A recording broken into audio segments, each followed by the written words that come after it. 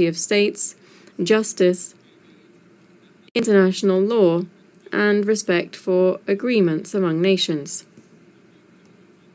We have also stressed the importance of maritime security as a priority during our participation in the Council.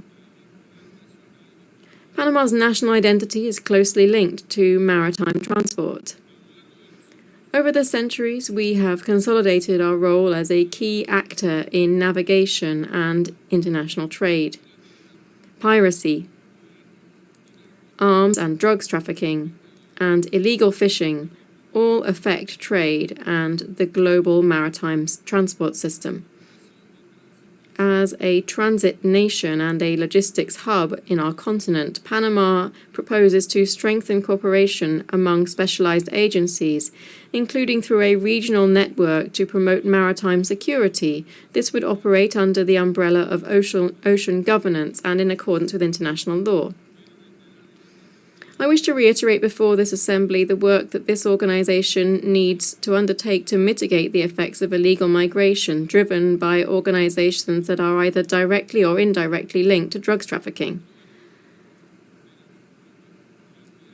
For years, millions of people have been passing through our Darien region, which is on our border with Colombia.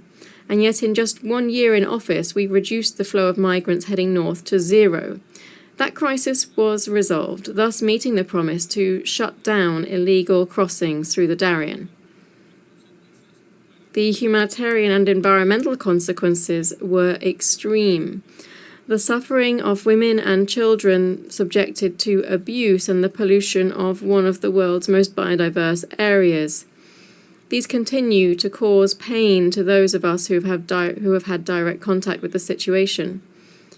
Today we are seeing north-south migration on a much smaller scale, but which renews our commitment to the orderly transit of people so that they may return home. I must say that while the migratory crisis has been resolved, the causes of mass emigration remain unaddressed.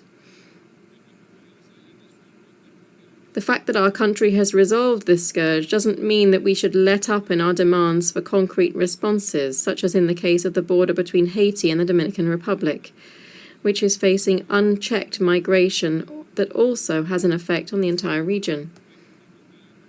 It's essential that we find clear solutions both for the Haitian crisis and, more generally, for effective control of migratory flows.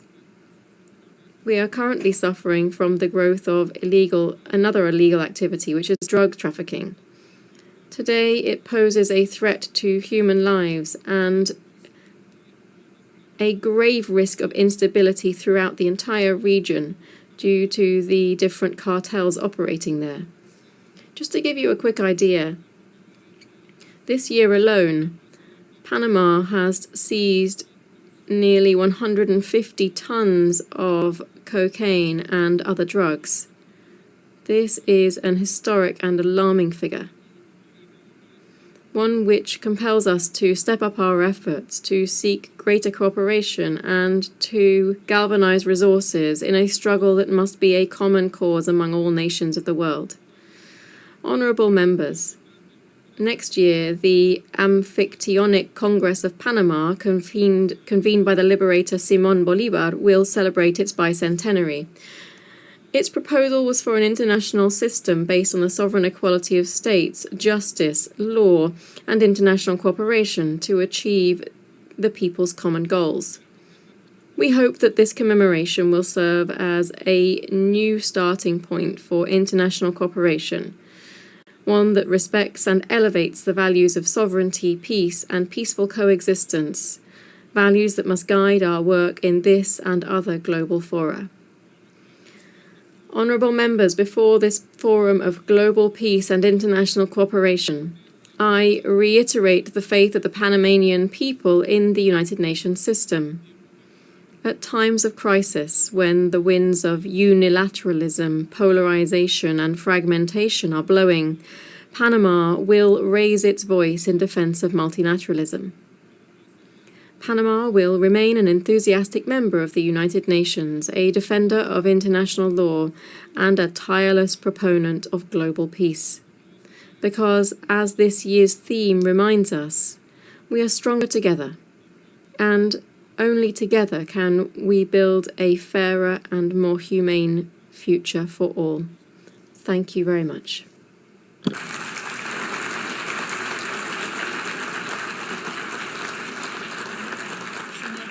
Muchas gracias. On behalf of the Assembly, I wish to thank the President of the Republic of Panama.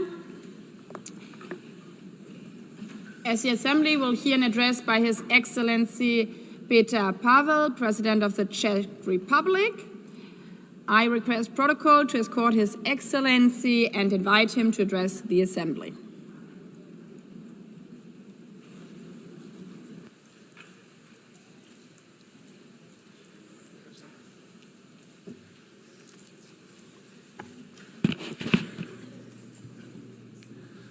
Madam President, Excellencies, ladies and gentlemen, I am humbled to speak here in front of you again.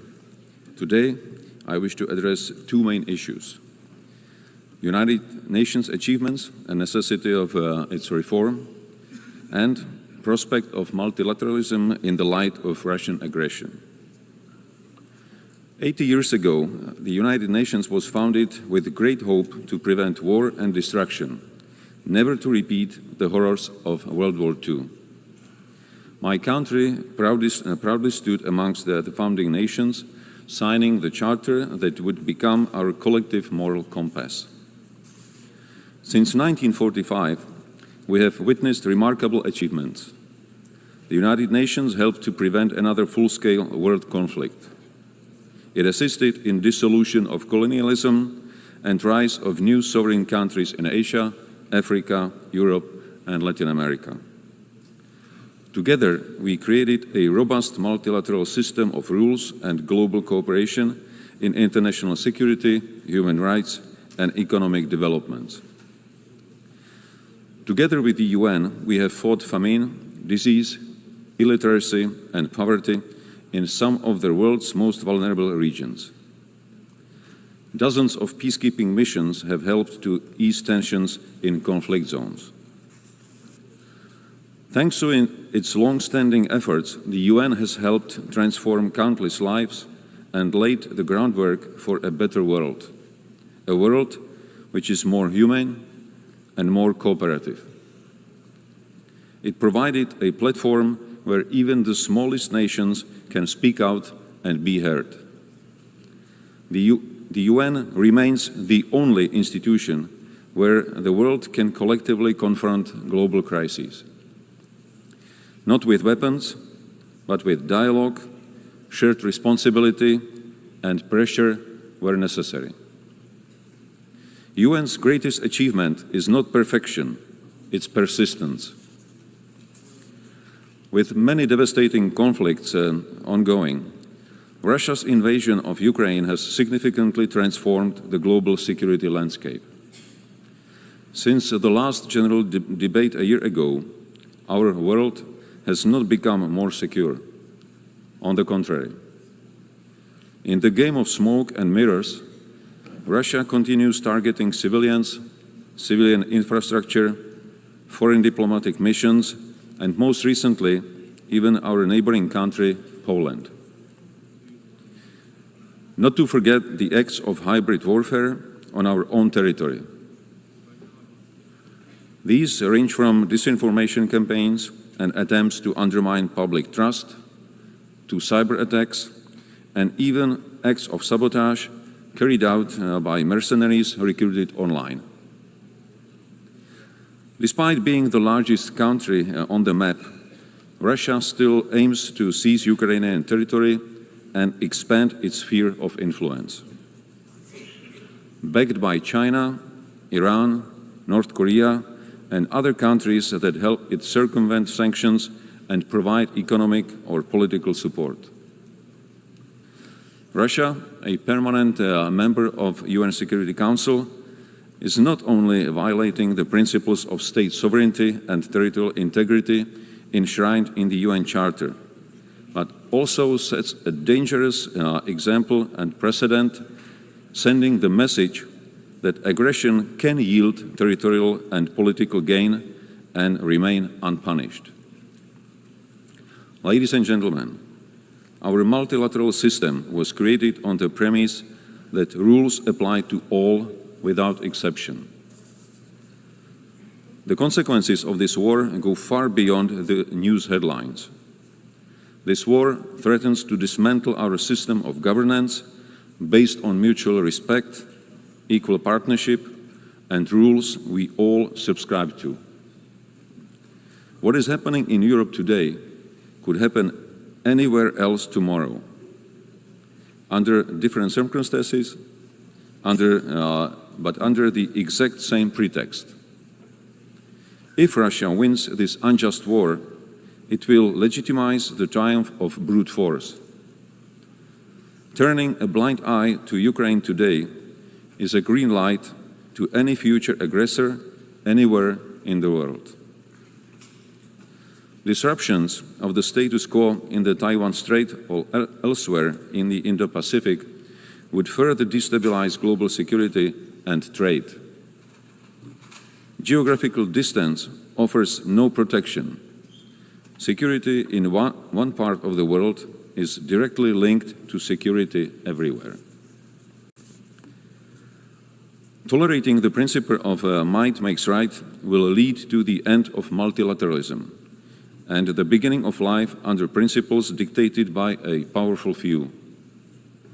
It would be a future with history deliberately rewritten, with lies promoted as facts, and with truth slowly disappearing from our discourse and memory. Just the opposite of what most of our nations fought for in the previous century.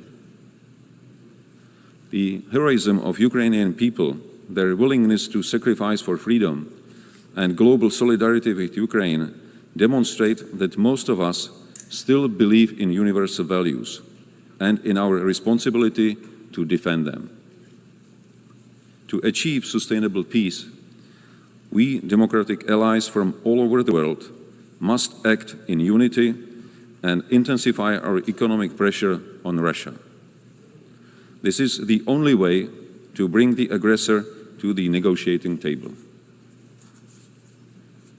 Such peace, based on the existing international law, including territorial integrity and the right of self-determination, is in the interest of not only European countries, but of the whole international community.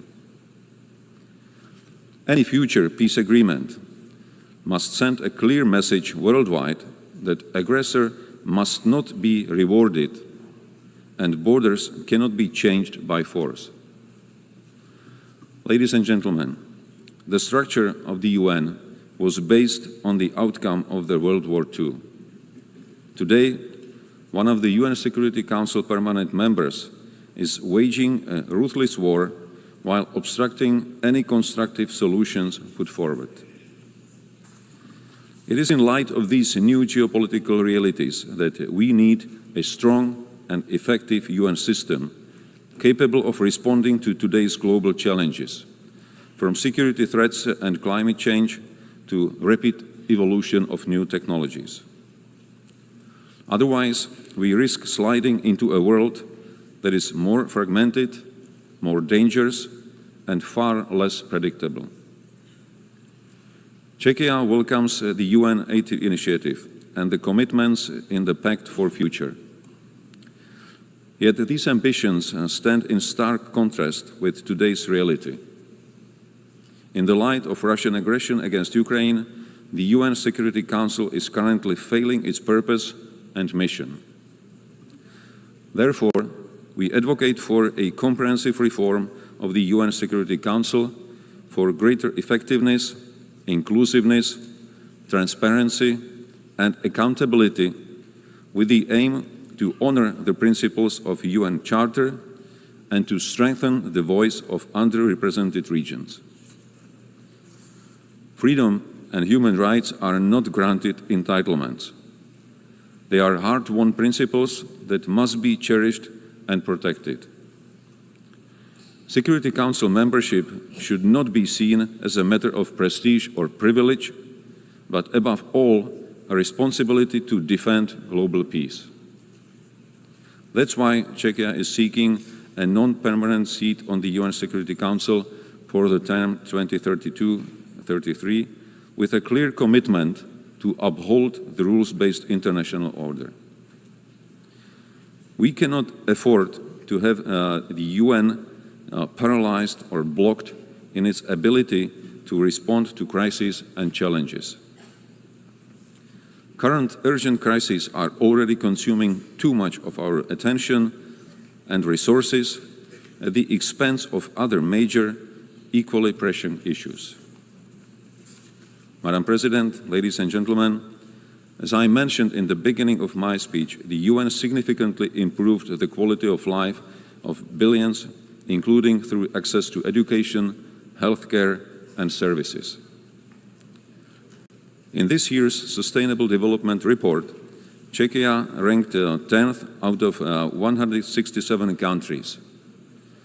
I am fortunate to be a citizen of a country which by global standards offers a secure and comfortable life. This doesn't mean that there are no challenges. Much work still lies ahead if we are to achieve the Sustainable Development Goals 2030, both at home and globally. After all, most of the challenges we are facing are global. No single nation is powerful enough to succeed alone. That is why we need more dialogue. That is why we need greater cooperation and collective action. And ultimately, that is why multilateralism must not only survive, it must thrive. Not only for us, but most importantly, for future generations. Thank you. On behalf of the Assembly, I wish to thank the President of the Czech Republic. The Assembly will hear an address by Her Excellency Karen Keller-Sutter, President of the Third Confederation. I request protocol to escort Her Excellency and invite her to address the Assembly.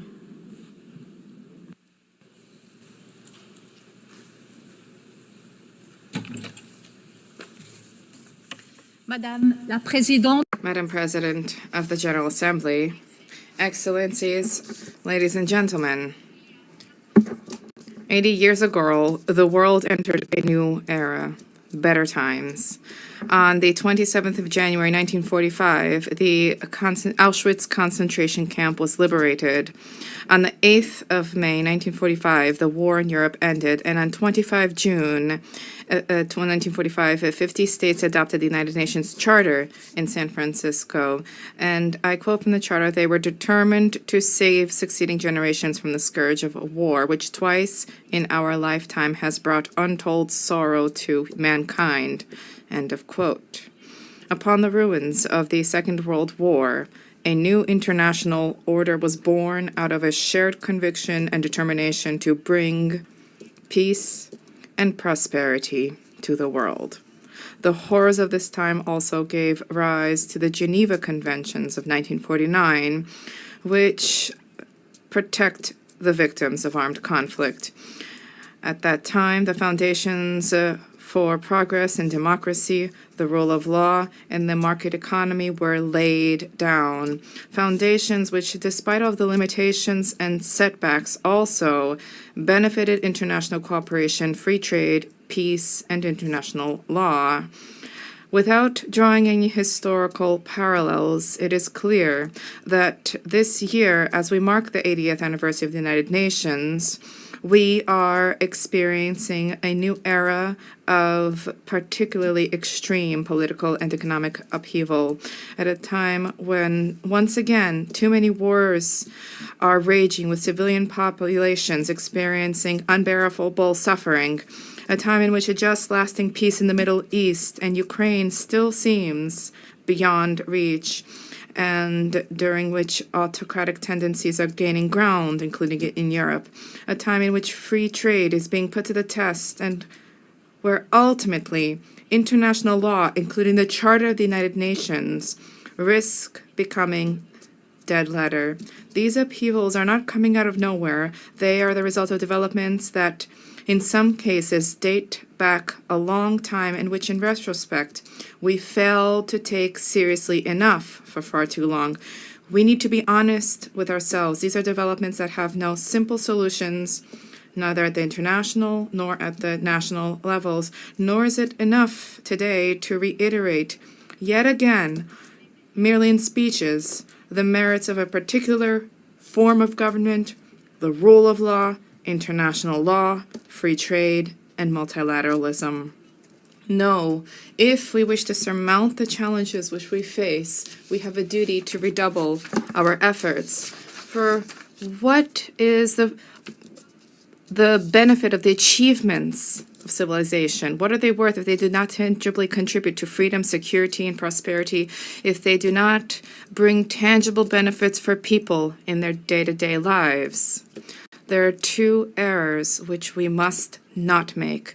Firstly, pointing the finger only at others. Secondly, leaving international organizations alone to work alone and acting as if they were completely detached from us. Ladies and gentlemen, we need to begin where we can guarantee freedom and contribute to security and prosperity right now. And generally, this is at home, within our own countries. Let me be clear, this is not about praising national self-interest, nor is this about condemning multilateralism. Quite to the contrary.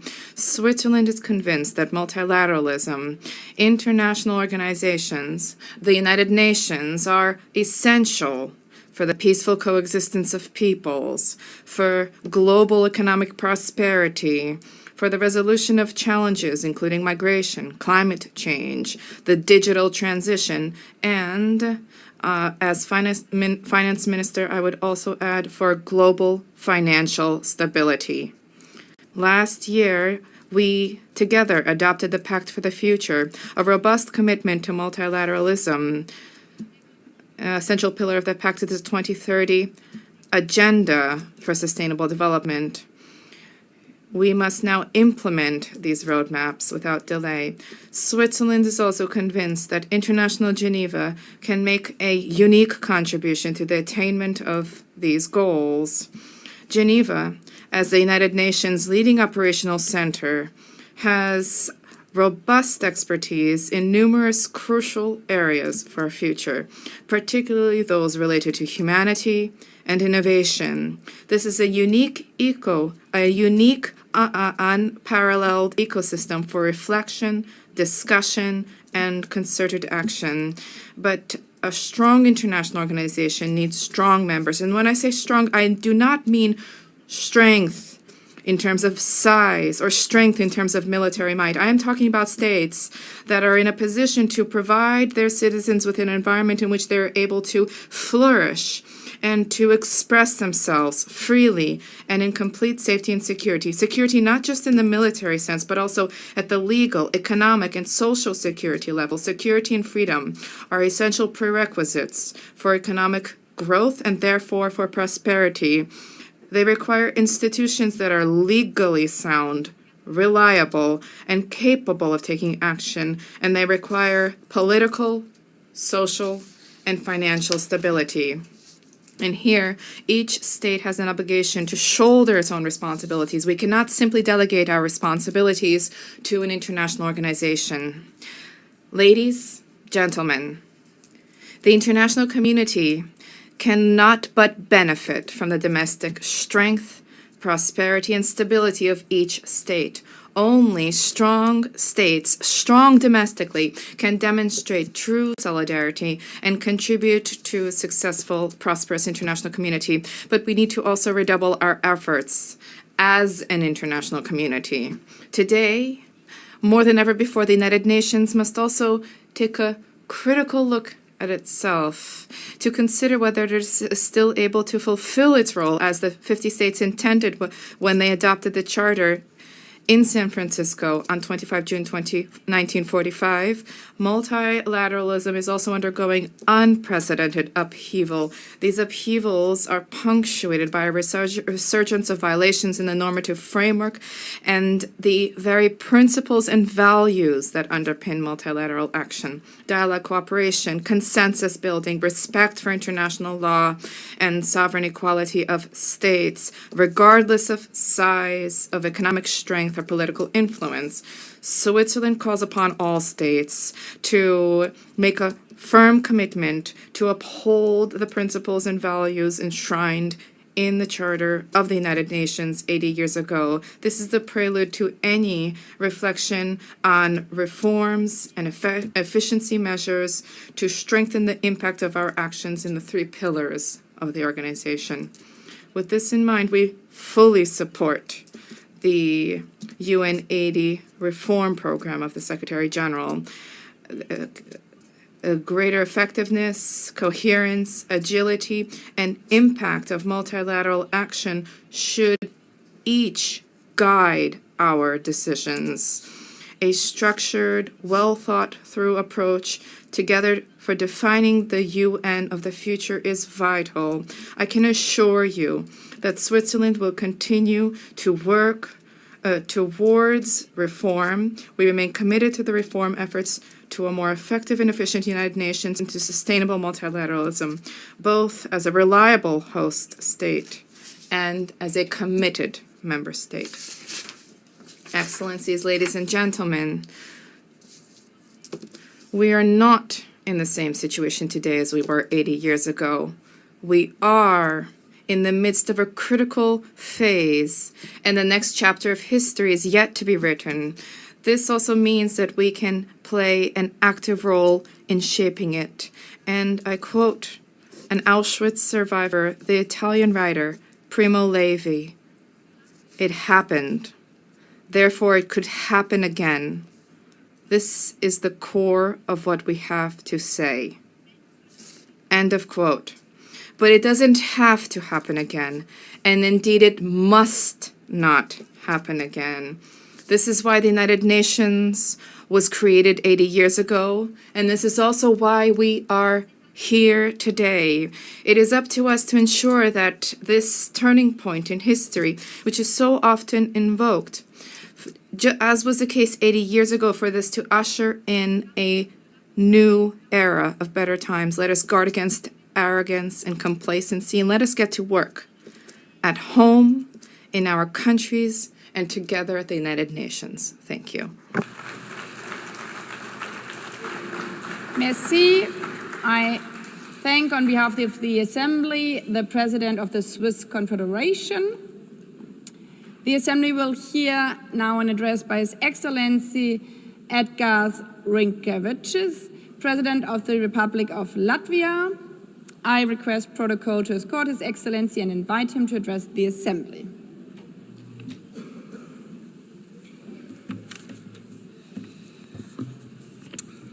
Madam President, Excellencies, distinguished delegates. First of all, allow me to congratulate Your Excellency, Madam Annalena Baerbock, on assuming the presidency of the General Assembly. You will have Latvia's full cooperation. Latvia believes that we are stronger together, stronger in advancing peace, fostering development, upholding human rights. Standing here on this world stage, I would like to congratulate us on the 80th anniversary of the United Nations. 80 years working together to build a better, more just and peaceful world. This task has never been easy, but it is our duty to persist with determination and give our very best. I want to express Latvia's gratitude for the overwhelming support for our candidacy for the United Nations Security Council.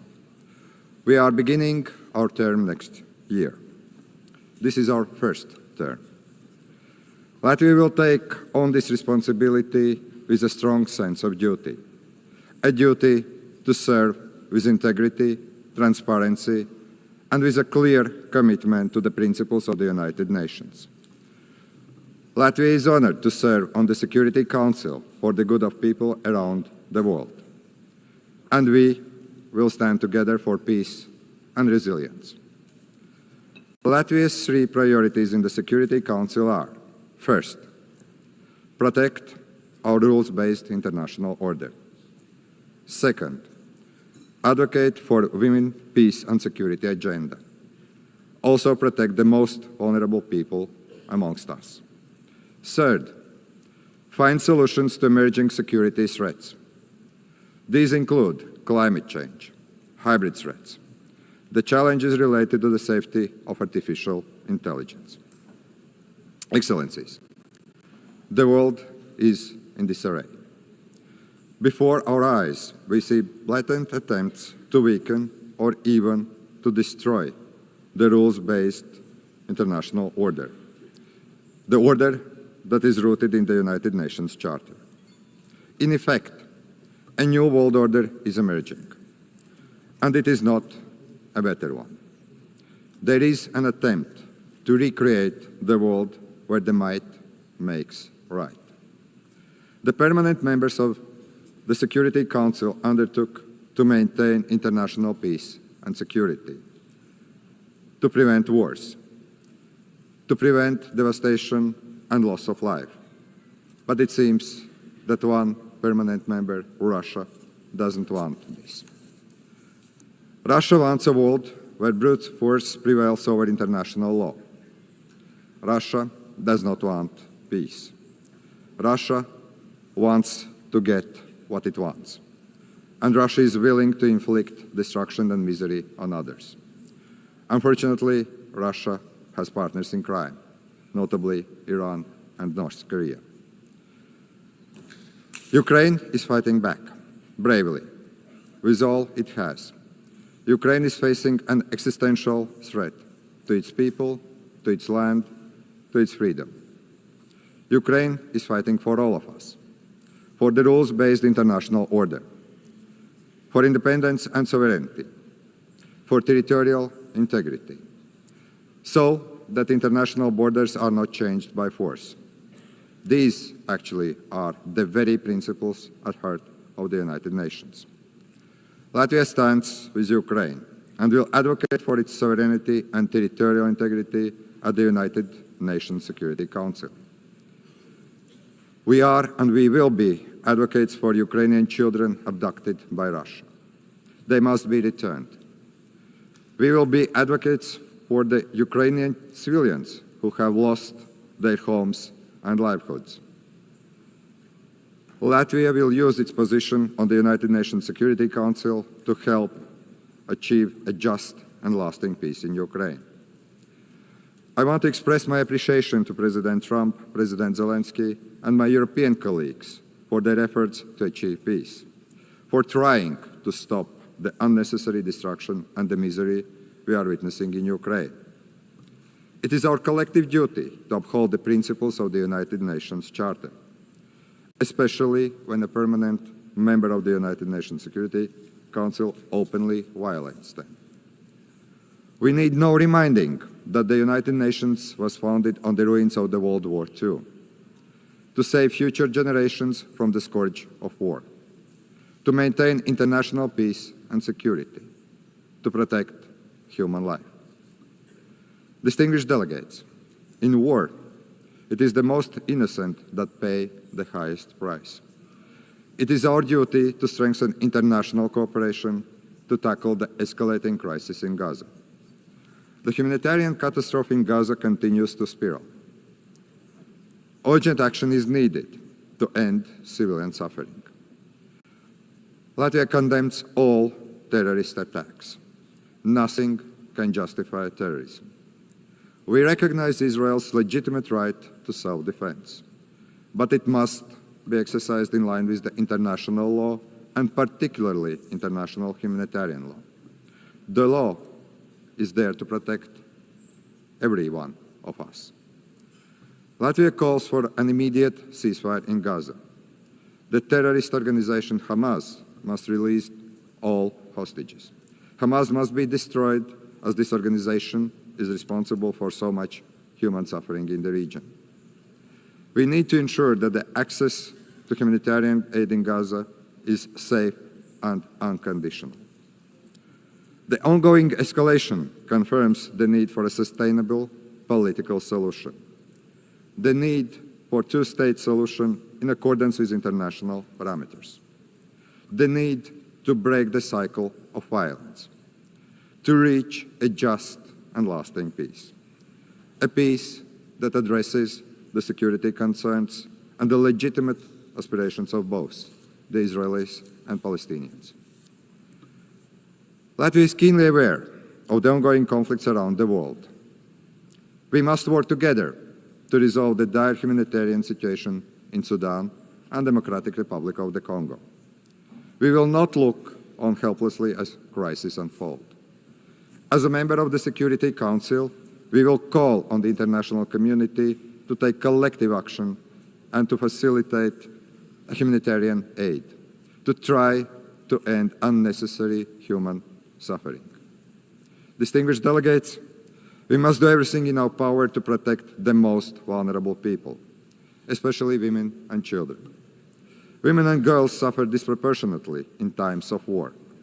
We, the global community, have a responsibility to protect the rights of women and girls, to empower them, to ensure their voices are heard in peace processes. The first deportation of Ukrainian children to Russia is beyond disturbing. We call on the United Nations to do more, do much more. We will do all we can to help bring these children home. Madam President, it is not only conventional warfare that threatens peace, security, and stability. Emerging threats like climate change, cyber attacks, hybrid attacks, and the misuse of the artificial intelligence are testing us on a daily basis. Our modern world is connected in ways that most of us can't imagine. Today, many countries are experiencing a growing wave of hybrid attacks, also Latvia. We have to deal with damage to undersea cables, GPS jamming, arson attacks, the Russian shadow fleets. Russia continues and actually invests in new provocations, most recently recklessly violating the airspace of Poland and Estonia. The intensity of Russia's drone attacks against Ukraine has created incidents in Latvia, Lithuania, Poland, Romania. This is the new reality. Russia bears full responsibility for these acts and also consequences. This kind of reckless behavior is a direct threat to international peace and security, and we must act to stop it before such acts spiral out of control. We must counter these threats by resilience and increased cooperation with our friends and allies. But hybrid warfare is evolving, as are emerging and disruptive technologies. The challenge is to maximize the benefits these technologies can bring, while remaining vigilant of the potential risk they pose. We share the United Nations view that we need to develop artificial intelligence responsibly, but we should not halt the progress. Artificial intelligence can promote economic growth, drive scientific progress and innovation, even improve healthcare and make education more accessible. Artificial intelligence is already part of our daily lives. We must acknowledge this reality and work to make it safer and more beneficial for the people. The governments should not take years to create regulations. We should act swiftly and do it right. As a responsible United Nations member, a future UN Security Council member, Latvia is ready to work with our partners to address these issues. Ladies and gentlemen, the United Nations has stood the test of time for 80 years. It is the primary architect of international law and protector of rules-based international order. The United Nations is not perfect, but it is the best we have, the only truly global organization.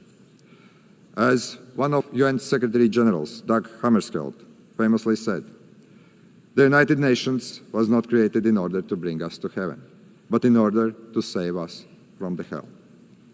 But after 80 years, it is time to adjust to new realities. The United Nations must evolve to remain relevant, to be effective and fit for the challenges ahead. That's why we support the UNGA80 initiative by the Secretary General. Let us work together for peace and resilience. Let us protect the rules-based international order and the United Nations Charter, because we all are better together. Thank you very much. On behalf of the Assembly, I wish to thank the President of the Republic of Latvia. The Assembly will hear an address by His Excellency William Samoei Ruto, President of the Republic of Kenya and Commander-in-Chief of the Defense Forces. I request protocol to escort His Excellency and invite him to address the Assembly.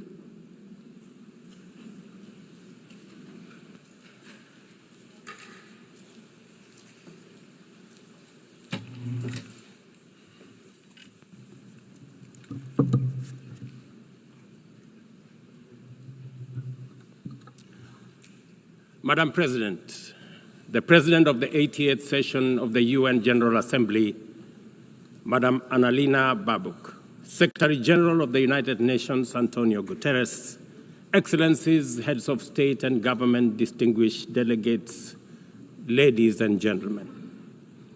I congratulate you, Madam President, on your election to preside over the 80th session of the UN General Assembly. Madam President, you can count on Kenya's full support throughout your tenure as you steer the Assembly into the future. Ladies and gentlemen, 80 years ago, in the aftermath of the unprecedented global destruction and devastating war, the international community came together in hope.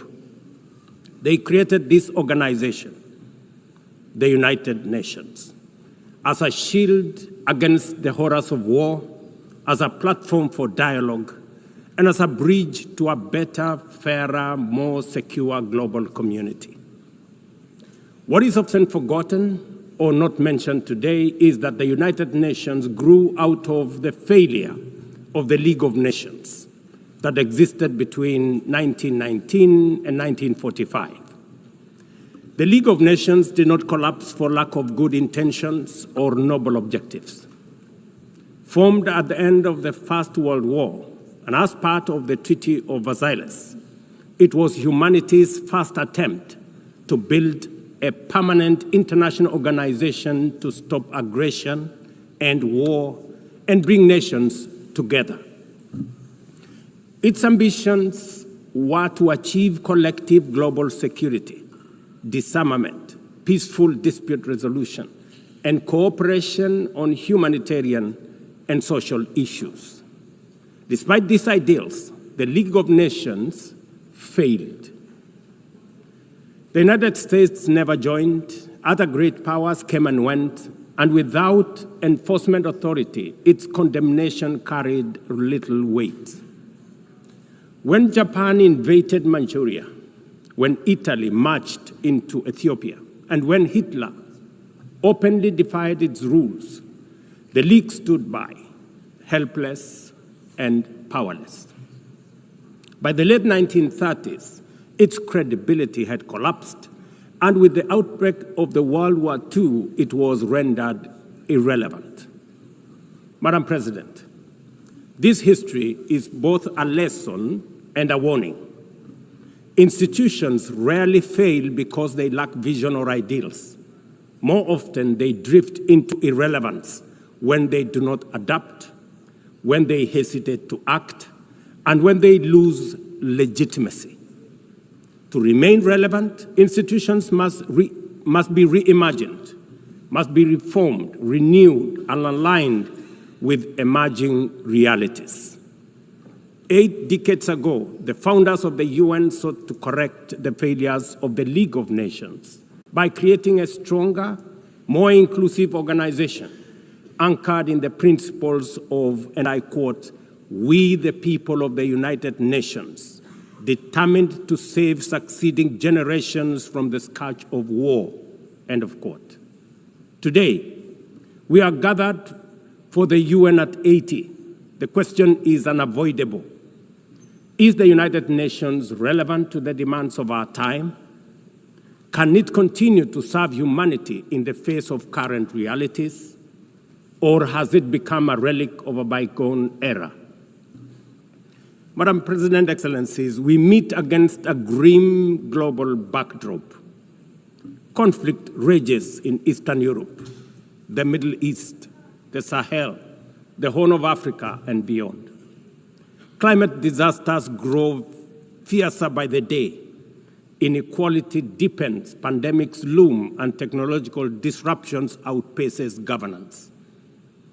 Instead of trust, mistrust is spreading. Instead of solidarity, fragmentation is taking root. In place of hope, anxiety fills our global community. We are living, to borrow from the words of the founders of this institution, not in larger freedom, but in growing uncertainty. At this moment of turbulence, when we most need a strong United Nations, the organization faces its deepest crisis in credibility and capacity. Funding cuts have paralyzed its operations. Bureaucracy has slowed its response. The Security Council remains frozen in the post-war structures of 1945, unable to act inclusively, with fairness, and with speed. Ladies and gentlemen, I can, however, state with absolute conviction that the United Nations has been one of humanity's greatest achievements. For 8 decades, it has held back the specter of global war, calmed conflicts from Cambodia to Liberia, and stood guard in some of the world's most dangerous places through the courage of its peacemakers and peacekeepers. Few institutions in humanity's history can claim such a legacy. The United Nations has stood at the front lines of humanitarian crisis, from famine relief in the Horn of Africa to emergency shelter for millions of Syrian and Ukrainian refugees. It was at the forefront in the eradication of smallpox, coordinated global responses to HIV and AIDS, Ebola, and COVID-19, and continues to champion universal vaccination. Its agencies have advanced women's rights, protected children, safeguarded refugees, and set global norms on everything from disarmament to climate action. The UN Sustainable Development Goals remain a shared blueprint for human progress. These are achievements no nation could have achieved alone, however rich, however great, or however powerful. And yet, every institution, no matter how noble its origins or impactful its legacy, must adapt to changing times or slide into irrelevance. Today, the United Nations stands at a crossroads of renewal on one hand or decay on another. Put differently, after 80 years, the rhymes of time are calling on us to reimagine the original promise that inspired the founding of the United Nations, and that is the quest for global peace, development, and human rights. But this call must now be answered in a global context that is profoundly different from the post-war era in which the UN was conceived then.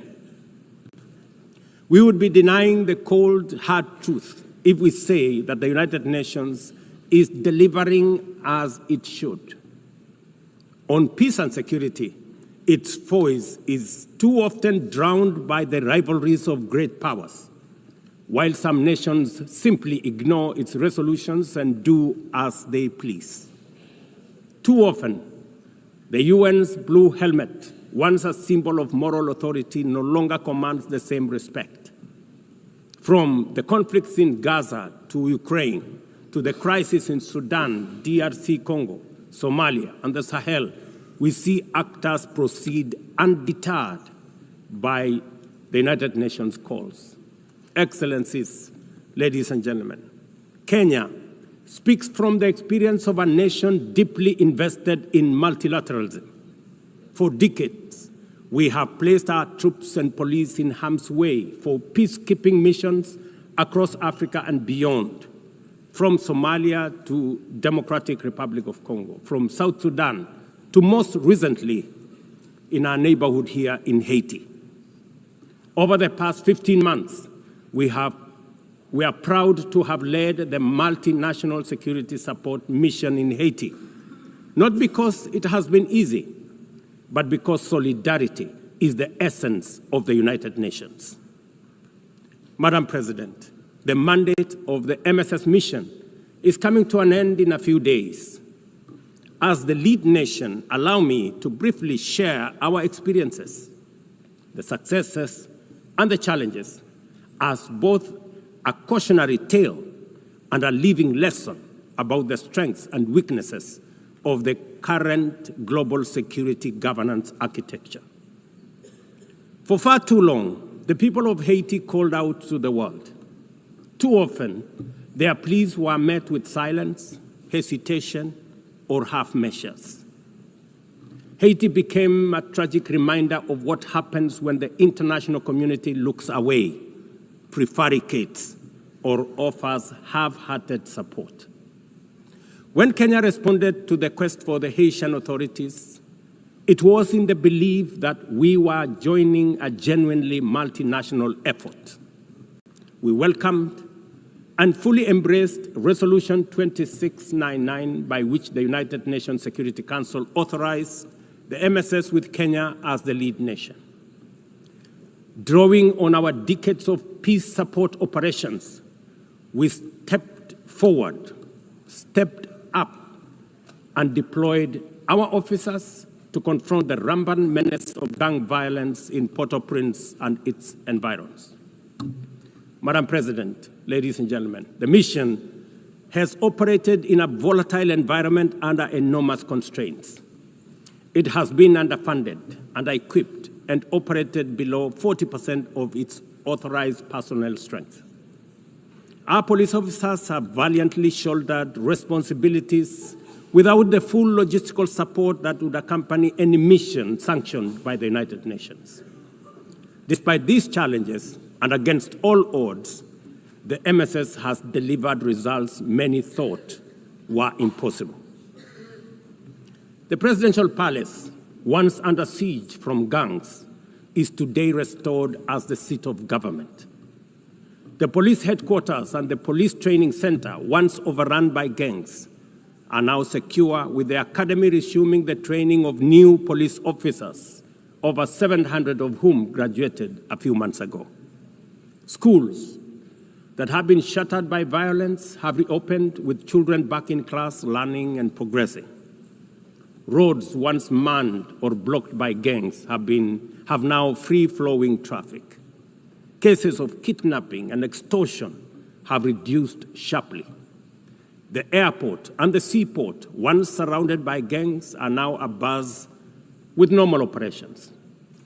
Which begs the question, if so much could be achieved with limited resources and stretched personnel within just 15 months, what more could have been accomplished if the United Nations fraternity had truly acted together in solidarity with the people of Haiti?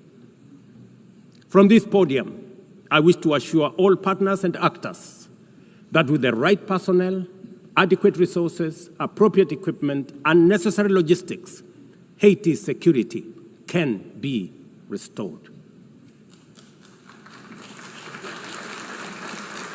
Gangs can be neutralized and the safety of streets, schools, hospitals, and homes secured. The continued harassment, abductions, and criminal acts undermining the lives of Haitians are unacceptable, unjustifiable, and must be stopped by this organization, the United Nations. Madam President, as the UN Security Council deliberates on the next steps, we must not lose sight of the fact that the situation in Haiti demands sustained, coordinated, and undivided international attention. A careful and orderly transition from MSS is essential to consolidate the hard-won gains so far achieved. I urge the Security Council and all partners to remain steadfast in ensuring that Haiti moves forward on a path of peace, stability, and renewal. Ladies and gentlemen, on human rights, our principle is clear and unwavering. The protection of civilians and respect for humanitarian law cannot be applied selectively. We cannot condemn suffering in one place and turn a blind eye in another. Kenya is gravely concerned by the humanitarian catastrophe in Gaza and by the immense suffering of civilians caught in the devastation of disproportionate military operations. At the same time, we call for the unconditional release of Israeli hostages. In line with the African Union and United Nations resolutions, we also call for a permanent ceasefire, for strict adherence to international humanitarian law, and for the launch of a credible political process. Only through such a process can the vision of a two-state solution be realized, where Israel and Palestine live side by side in peace, security, and stability. Kenya is equally deeply troubled by the worsening humanitarian situation in Sudan, where innocent citizens are caught in the crossfire of a needless war. We fully endorse the Quad, comprising Egypt, Saudi Arabia, the United Arab Emirates, and the United States, in affirming that there cannot be a military solution and that only political dialogue offers a viable path forward. We join the Quad in urging all parties, including SAF, RSF, and the external actors, to respect Sudan's sovereignty, unity, and territorial integrity, and firmly reject any attempts to divide the country, reaffirming our unwavering support for a unified Sudan for the benefit of all its people. Excellencies, distinguished delegates, those who look to the future with a clear vision know that climate change is not only the single greatest threat of our age, but also one of the greatest transformation opportunities of our time. The global stocktake has made it plain that the world is off track. Current national determined contributions are steering us towards temperature rises far beyond any safe threshold. This is the difference between survival on one hand and devastation for millions across the world on the other. Kenya and Africa are not passive victims of this crisis. We are taking bold steps showing that climate action is not only possible, but can also be the foundation for inclusive growth. We are building a climate-resilient society by embedding adaptation into every sector, from agriculture and energy to infrastructure and livelihoods, to sustainable mining and artificial intelligence. This ambition is visible on the ground. Today, 93% of Kenya's electricity comes from renewable sources: geothermal, wind, solar, and hydro. We are expanding investments in e-mobility, climate-smart agriculture, clean cooking solutions, and green manufacturing.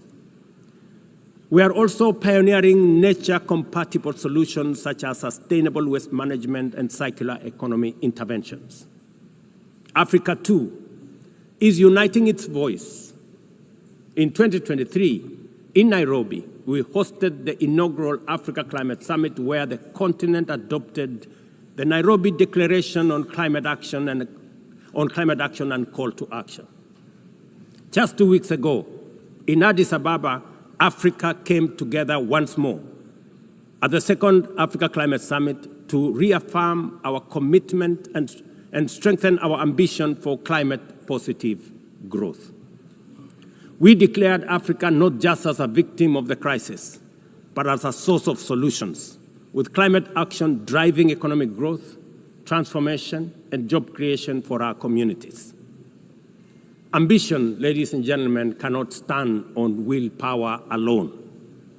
Implementing our new NDCs will require US dollars 56 billion. That is why we call on the global community to unlock the US dollars 300 billion agreed at Baku and to accelerate negotiations towards the new 1.3 trillion goal under the Baku-Belém roadmap. Without affordable finance and without reform of the international financial architecture, the promise of climate action in Africa will remain constrained.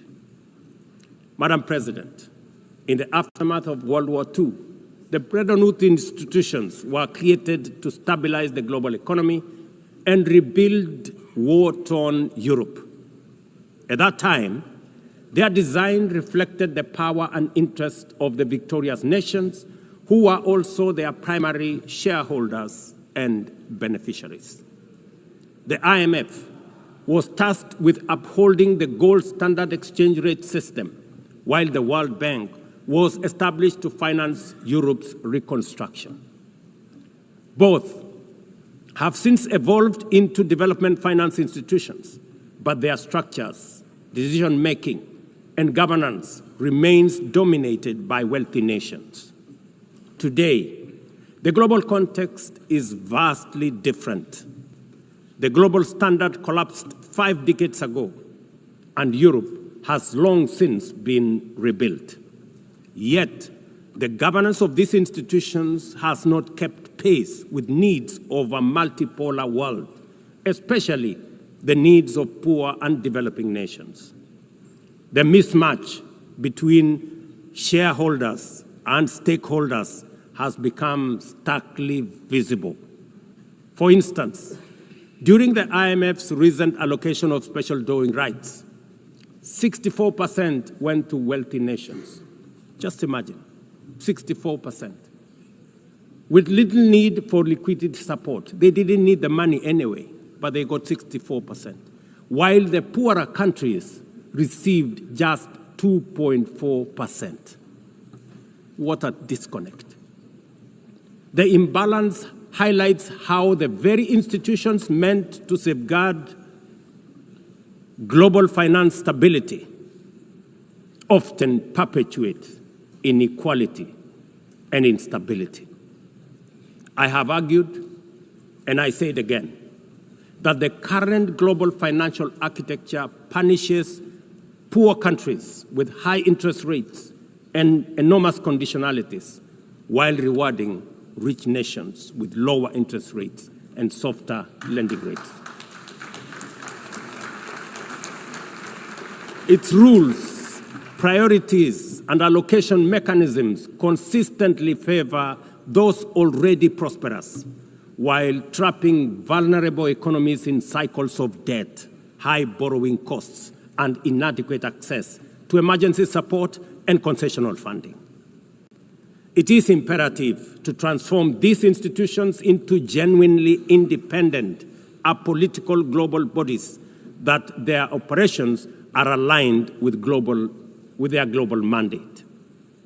Such a shift would democratize decision-making, restore credibility, and allow the IMF and the World Bank to serve all countries fairly rather than reinforcing old hierarchies.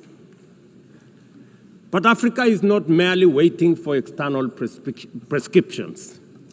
We are taking bold and deliberate steps to strengthen our financial independence, safeguard our stability, and accelerate our development. Kenya, for instance, fully endorses the establishment of the Alliance of African Multilateral Financial Institutions, launched with the Africa Union in February 2024. This alliance brings together our homegrown banks, Afrexim Bank, the Africa Finance Corporation, the Trade and Development Bank, Shelter Afrique, Africa Re, Africa Development Bank, Africa Trade and Investment Development Insurance, and ZEPRI, institutions that embody Africa's determination to mobilize resources, finance trade, and build resilience on our own terms. At the same time, the African Union is championing 3 transformative institutions: the Africa Central Bank, which will issue a single currency and free our trade from dependence on foreign money; the Africa Monetary Fund, positioned to stabilize our economies and give us true financial sovereignty; and the Africa Investment Bank, designed to mobilize resources for infrastructure, industrialization, and integration that Africa needs to rise. And to complete this vision, the Africa Credit Rating Agency, one that understands our realities, values our uniqueness, and tells our story with fairness and truth, has already been established. Excellencies, as we mark the 80th anniversary of the United Nations, Africa also marks 20 years since the Ezulwini Consensus and the Sirte Declaration, the 2 historic milestones that establishes the common African position on UN Security Council reforms. For 2 decades, Africa has spoken in one voice, demanding justice, equity, and representation in the highest organ of global governance. This demand, however, continues to be ignored, deferred, or endlessly debated to the detriment of both Africa and the legitimacy of the United Nations itself. You cannot claim to be the United Nations while disregarding the voice of 54 nations. It is not possible. Africa is no longer willing to wait on the margins of global governance while decisions about peace, security, and development are made without our understanding, without our perspectives, and without our voice. Africa's exclusion is not only unacceptable, unfair, and grossly unjust, it also undermines the very credibility of the United Nations, this organization. Africa dominates most of the Security Council agenda, provides some of the largest contingents of UN peacekeeping forces, and bears the heaviest costs of instability. Yet we remain the only continent without a permanent seat at the main table where decisions about our destiny are made.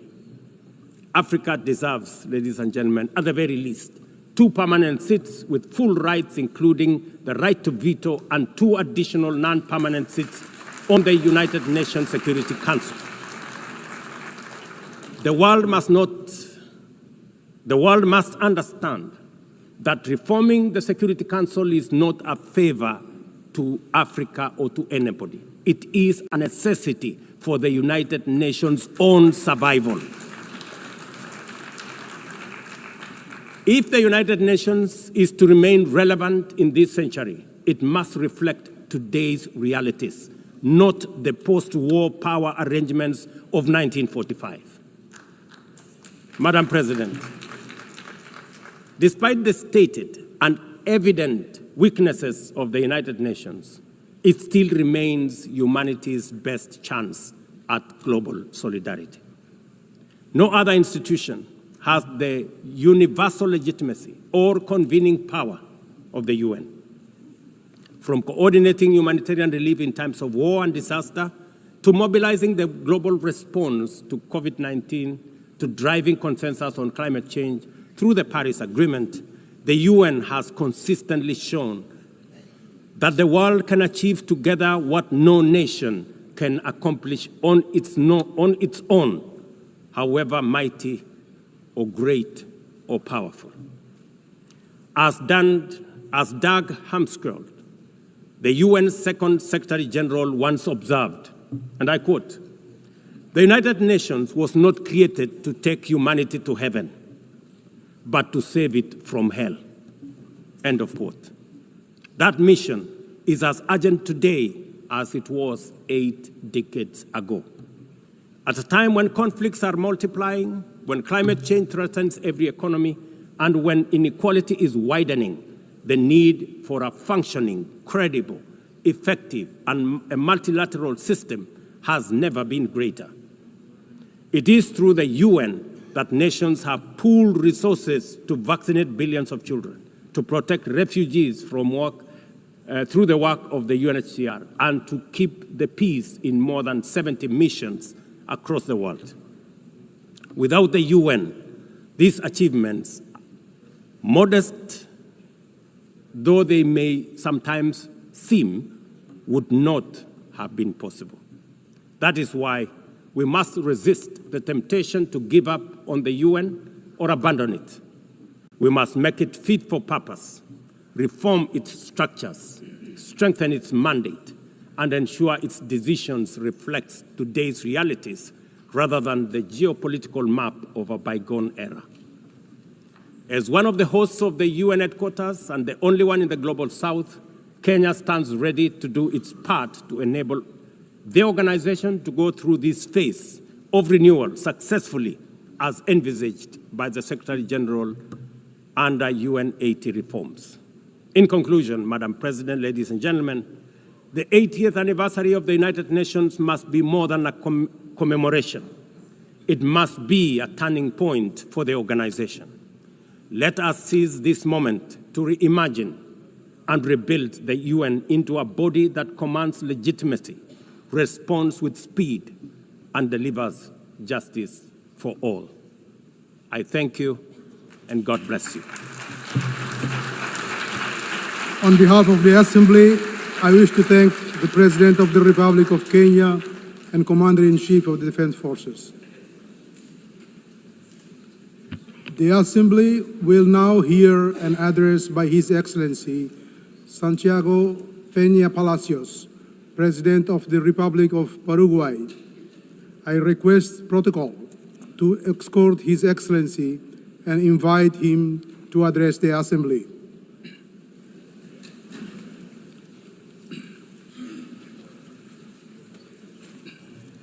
Señora Presidenta.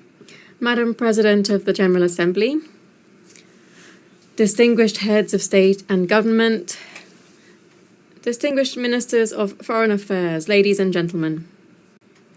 This is my third address to the United Nations General Assembly. It is without doubt an immense privilege and an honor to represent Paraguay in this magnificent forum, a country which may look small on the map, but is a giant in its spirit and potential.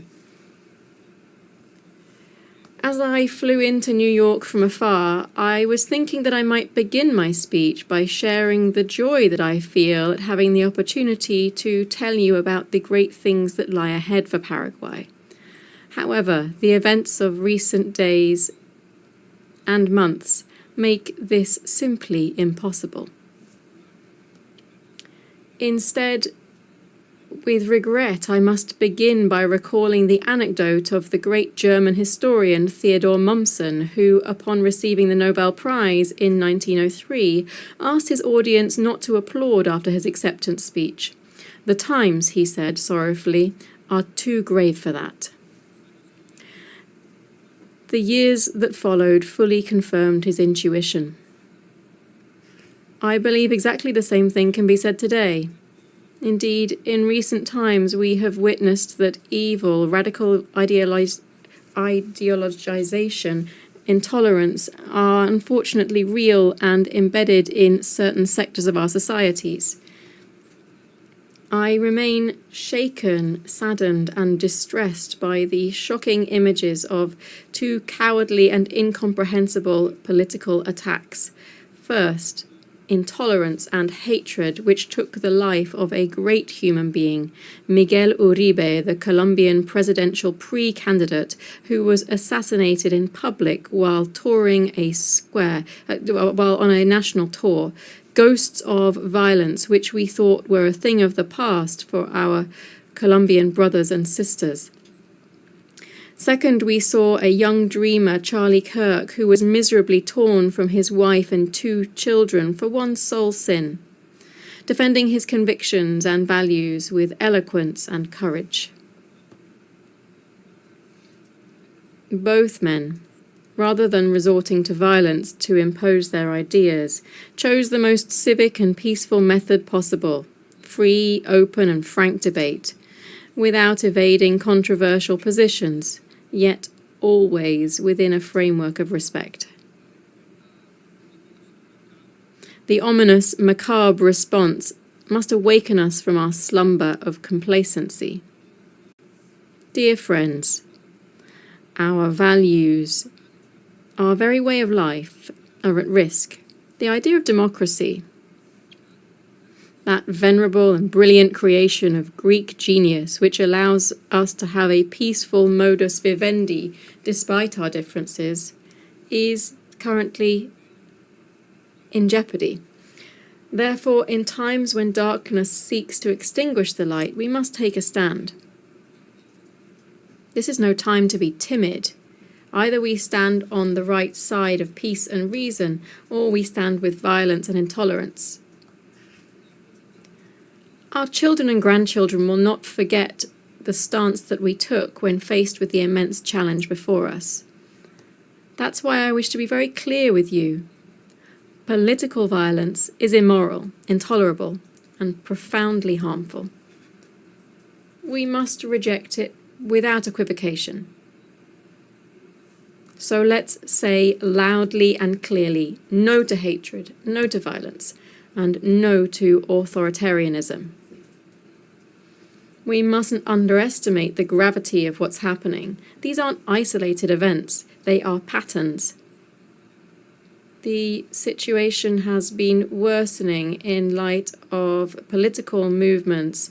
There is polarization and extremism that were once subtly revealed in texts and speeches that are now today materializing in acts of real violence. There is a crisis of belief in institutions.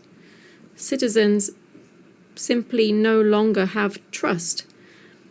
Our democracy, this is a democracy which for decades guaranteed the most basic human rights, embodied in that magnificent instrument which is the Universal Declaration of Human Rights,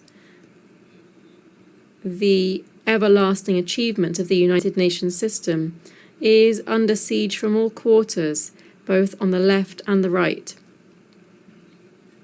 And this, ladies and gentlemen, might be a path of no return. This crisis situation is the perfect breeding ground for authoritarianism, where democratic values are eroded. Authoritarianism, or its perverse twin, populism, replaces it. Paraguay views with great concern the restrictions on the exercise of fundamental rights, such as access to free information and freedom of expression in some sister countries. These are already palpable demonstrations that the crisis is real and far-reaching. Thus, regrettably, the situation in Venezuela has become truly alarming. Systematic violations of human rights and fundamental freedoms are being compounded by actions that are contrary to international law and the persecution of political leaders.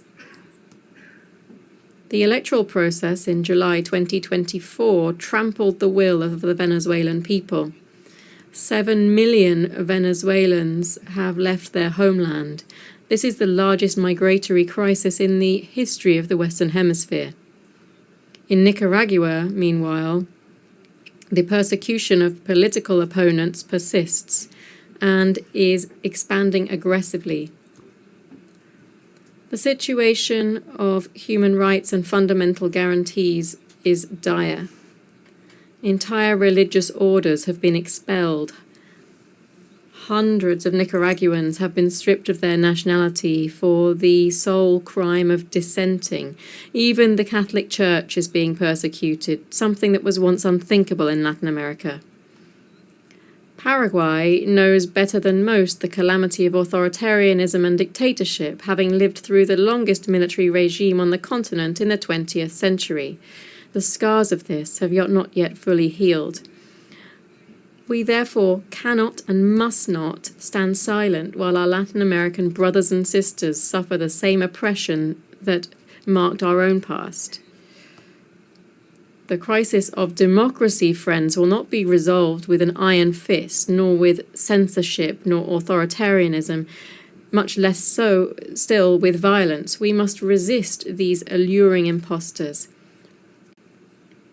As the Italian philosopher Norberto Bobbio said, crises of democracy are resolved in one way only, with more democracy. Not with authoritarian charlatans, nor with hatred or intolerance. We must respond with more democracy, more republicanism, more tolerance, more dialogue, more rights, more freedom. The raison d'être, the essence of the United Nations, is and shall remain the maintenance of peace. Yet, while we are meeting here, more than 120 armed conflicts show just how serious the failure of our institutions can be.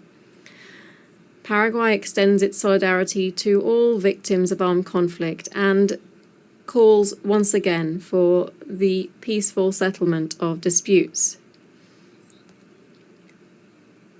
I stress today in particular the painful situation in Haiti. The time for decisive and coordinated action by the United Nations, and in particular the Security Council, is now. Paraguay knows this and stands ready to assist the Haitian people who can wait no longer. Furthermore, I wish to highlight a situation that goes beyond armed conflict, but which highlights the same seriousness. We are facing a silent but devastating crisis, the collapse of global supply chains. The pandemic showed us just how fragile they were. The war in Ukraine strained them further, and now geopolitical fragmentation threatens to break them definitively. The world urgently needs supply chains that are more reliable, more diversified, more resilient. We cannot continue depending on systems that place efficiency above security, cost above reliability. I want to be clear here. Not all trade partnerships are the same. We must be cautious about deceptive economic models that come along with political authoritarianism, mass surveillance, and the erosion of fundamental freedoms. When we agree to investments that compromise our sovereignty, when we allow our critical infrastructure to depend on authoritarian regimes, we simply are gambling with not only our economy but also our democracy. Therefore, we call for deeper integration among our countries based not only on trade, but on shared values. These are the rule of law, individual freedoms, a free market economy, the defense of the traditional family, and the right to life from conception. That is why Paraguay's foreign policy is not based on mere economic interests, but rather on these shared values and principles. For these reasons, Paraguay cannot and must not evade the realities that are challenging world peace. Diplomatic prudence cannot become silent complicity. It is exactly at these times that the principles that define us as a democratic nation should be translated into clear and unequivocal positions with our friends and allies. Paraguay reaffirms here its unambiguous position. Israel has the legitimate right to defend itself. The terrorist attacks on the 7th of October 2023 against Israeli civilians were grotesque acts of barbarity which no cause can justify. We reject any biased attempt to equate the responsibility of Israel's democratically elected authorities with that of the leaders of the terrorist group Hamas. Anti-Semitism, ladies and gentlemen, as daily events show us, is no accident of the 20th century. It is alive and kicking. It forms part of that irrational cycle of violence and hatred that I referred to at the start of my statement. And I must confess here that I have never understood how so many have adopted this appalling worldview, given how much the Jewish people have contributed materially, culturally, and spiritually to the world. Yet, lamentably, this perversion persists among us. The only answer is to remain vigilant, to say no to hatred. Shoah never again. That is why Paraguay was one of the first countries in the world to designate both Hezbollah and Hamas as international terrorist organizations, and why it has consistently condemned their wicked acts. I decisively condemn these criminal organizations before you all again today. My country will continue to oppose those who deny the sacred value of human life, a fundamental idea that underpins Paraguay's vision of the human person. We also urgently appeal for the implementation of a solution that will alleviate the humanitarian situation in the Palestinian territories, bringing an end to the violence and securing the immediate release of the hostages, promoting a constructive dialogue that leads towards peaceful coexistence between both peoples and lays the foundations for a lasting peace in the Middle East. Paraguay's extremely principled diplomacy based on conviction rather than mere convenience also explains the moral stance that we have taken with regard to another democracy facing existential threats. Consistency in defending democratic values doesn't allow for selective geographies or calculations of convenience. Principles, when they are genuine, stand by their intrinsic worth, not by their political profitability. Paraguay has proudly maintained 67 years of diplomatic relations with the Republic of China, Taiwan. This friendship, forged through shared democratic values, has shown that cooperation between nations can be based on more than mere interest. Certainly, this decision costs us dearly economically, but believe me, the value of doing what is right is priceless. The growing tensions in the Taiwan Strait deeply concern us. Increasingly aggressive military exercises, constant aerial incursions, bellicose rhetoric, all of this points towards a dangerous escalation that could destabilize not only Asia, but the entire global order. Ladies and gentlemen, let it be said without timidity or pusillanimity, Taiwan deserves a place in this forum. Allow me to repeat it. Taiwan deserves a place in this forum. This is a matter of strict justice. Its exclusion from the UN system is an affront which undermines the legitimacy of our institutions. 23 million decent, hard-working and dignified people cannot remain invisible to multilateralism. Ladies and gentlemen, as in other cases, the question of Taiwan and its international status must inevitably form part of the discussions of this General Assembly. It is time to uproot this tree of injustice which has grown for decades and to give a place to Taiwan, China in the United Nations. These principled positions based on conviction and not convenience give Paraguay something relatively scarce these days, which is genuine moral authority to discuss the problems that afflict us. Against this backdrop of global crisis, Paraguay stands as an intermediate power with a central role in building consensus and strengthening the multilateral systems. Our words are backed up with facts. Paraguay has a characteristic constructive spirit in multilateral debates. In line with our active leading role, my country is currently a member of the Economic and Social Council, and we have national experts on the Tribunal for the Law of the Sea, the Human Rights committee, the Committee on Economic, Social and Cultural Rights, and the International Narcotics Control Board, as well as the Advisory Committee on Administrative and Budgetary Questions, among others. Over the term 2026 to 2027, we aspire to the presidency of the Bureau of the Sixth Committee of the General Assembly, and we shall take up membership in the PBC. Dear friends, Paraguay stands ready to take its place in the concert of nations, not as a mere voice on the periphery, but rather as a true protagonist seeking solutions to global problems. Thus, Paraguay accepts and commits to the objectives set out in the Secretary-General's UNGA80 initiative.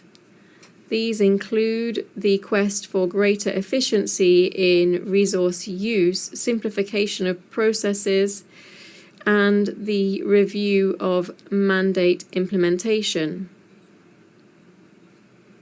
We therefore demand the implementation of geographic balance in the appointment of the next Secretary-General. This would strengthen the legitimacy and representation of this organization. In this process, we are convinced that attention must be paid to our region. Since we have candidates meeting the highest standards of experience, integrity, vision, and above all, leadership to build bridges, helping us to overcome challenges that are global in nature and that also pose systemic risk. We therefore call for a deep reform of the Security Council to prevent it becoming dispensable within a multilateral system that must provide solutions to the numerous current conflicts, both those between states and those caused by non-state actors. We call, therefore, for more flexible positions so that the Security Council can once again become truly representative in its membership and regain effectiveness as it fulfills its mission. We call for the elimination of the veto, which would bestow greater legitimacy on the body and would enable the UN as a universal organization to once again play a leading role in finding solutions to the great challenges facing our world. Madam President, distinguished delegates, I know that the picture I have painted here is not the brightest. Indeed, it is rather somber. But I preferred to speak truthfully, so as to not underestimate the gravity of our current situation. And yet, optimistic as I am, I can't avoid saying this. I look to the future with great hope. As the great writer William Faulkner said, I believe that humanity will not merely endure, it will prevail. With all of our flaws, when we work together, when we place solidarity above division, dialogue above violence, tolerance above hatred, humanity is capable of great things. Building the future is not possible merely by wishing it. Building the future is not possible merely by wishing it. Building the future requires intention, persistence, constancy and discipline. I always say, and I'll repeat it here today, there are no shortcuts to development, just hard work. But words are no longer enough. Our peoples are tired of empty promises, of grandiose declarations that don't lead to bread on the table, safety in their streets, or education for their children. Just like in any relationship where trust has broken down, the key to recovering it is to show results. Democracy must demonstrate that it can deliver, that it can generate prosperity, that it can secure justice, offer hope, be a democracy with a human face and with a social heart, as defended by the great thinkers of my own political movement, such as Ignacio A. Pane, Juan León Mallorquín, and Fulgencio R. Moreno. My party has been demonstrating all of this in office in Paraguay over the last few decades. We have been showing that it is possible to grow economically with justice, with democracy, and with human rights. I'm not saying this arrogantly, but rather with the humility that characterizes Paraguayans. This is a humility born of a history of greatness, but also suffering. Paraguayans know the eternal cycle of rebirth, of suffering, crisis, tragedy. We have had to reinvent ourselves and rise from the ashes. And in that noble process, we have built the Paraguay that today is finally being recognized for what it is, a giant that is re-emerging. While the world is faltering, we are building something different, a model that is working, a model that inspires confidence because it's delivering results. The numbers speak for themselves. We have seen economic growth of 5.9% in the first quarter of this year, while at the same time the regional average barely reached 2%. Our inflation stands controlled at 4.2%, which is below the regional average.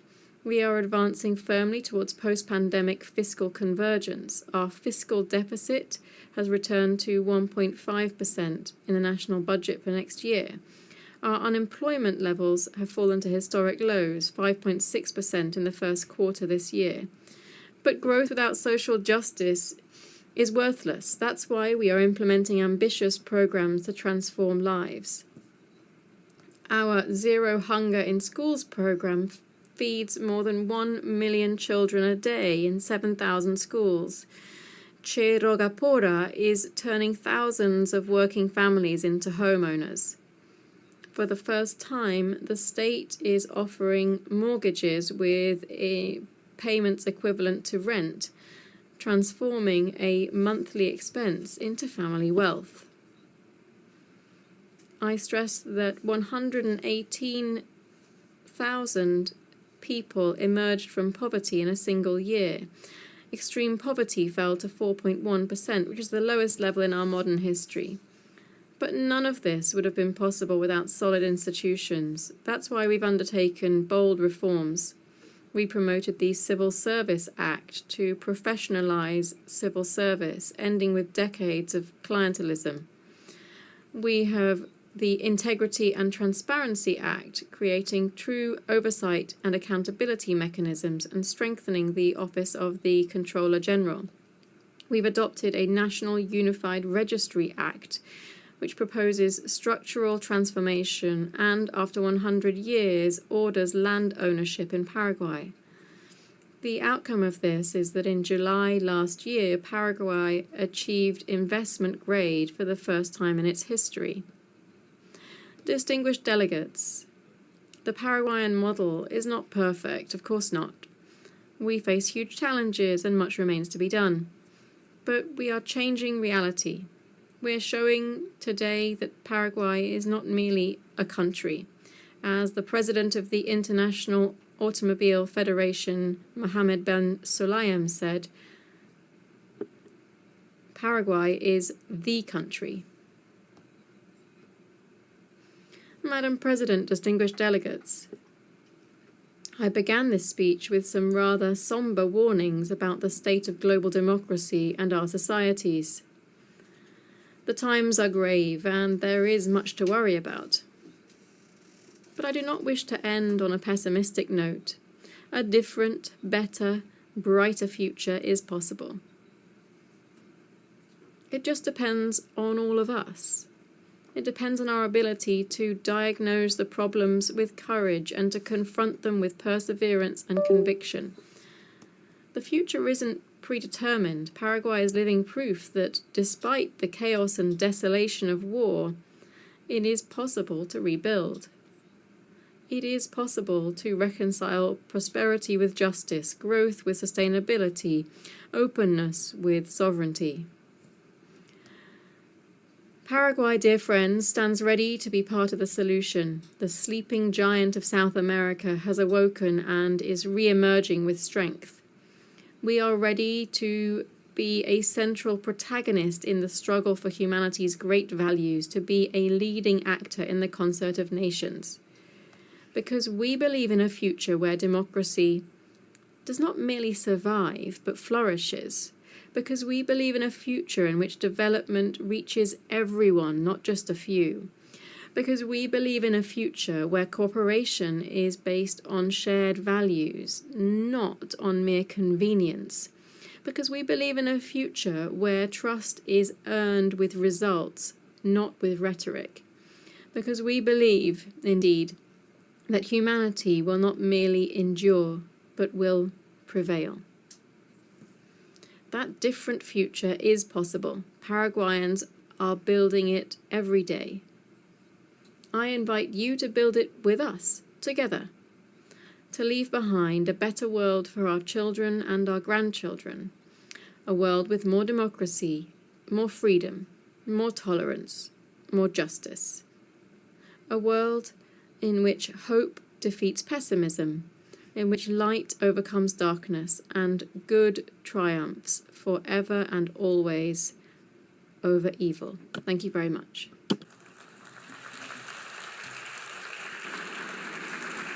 On behalf of the Assembly, I wish to thank the President of the Republic of Paraguay.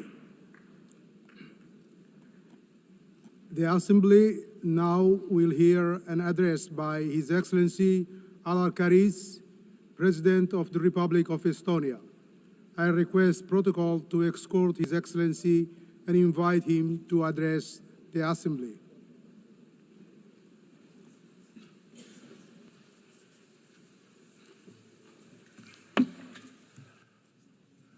President, Excellencies, ladies and gentlemen. United Nations is an idea of a better world. It is an idea that is not an abstract construction nor an empty declaration, but carefully crafted agreement. A grand agreement that is the basis of a current multilateral world order. An agreement designed to protect international peace and foster prosperity. An agreement to ensure a free and dignified life for everybody. An agreement that is based on the understanding that destruction and horrors of war must not be repeated. Unfortunately, the international law-based multilateral system with the UN and its charter at the core, that is supposed to keep us all safe, is increasingly under strain. Its fundamental principles are violated in numerous conflicts across the world. Brutality prevails. We simply cannot let this go on. We all should be asking, what kind of future do we want?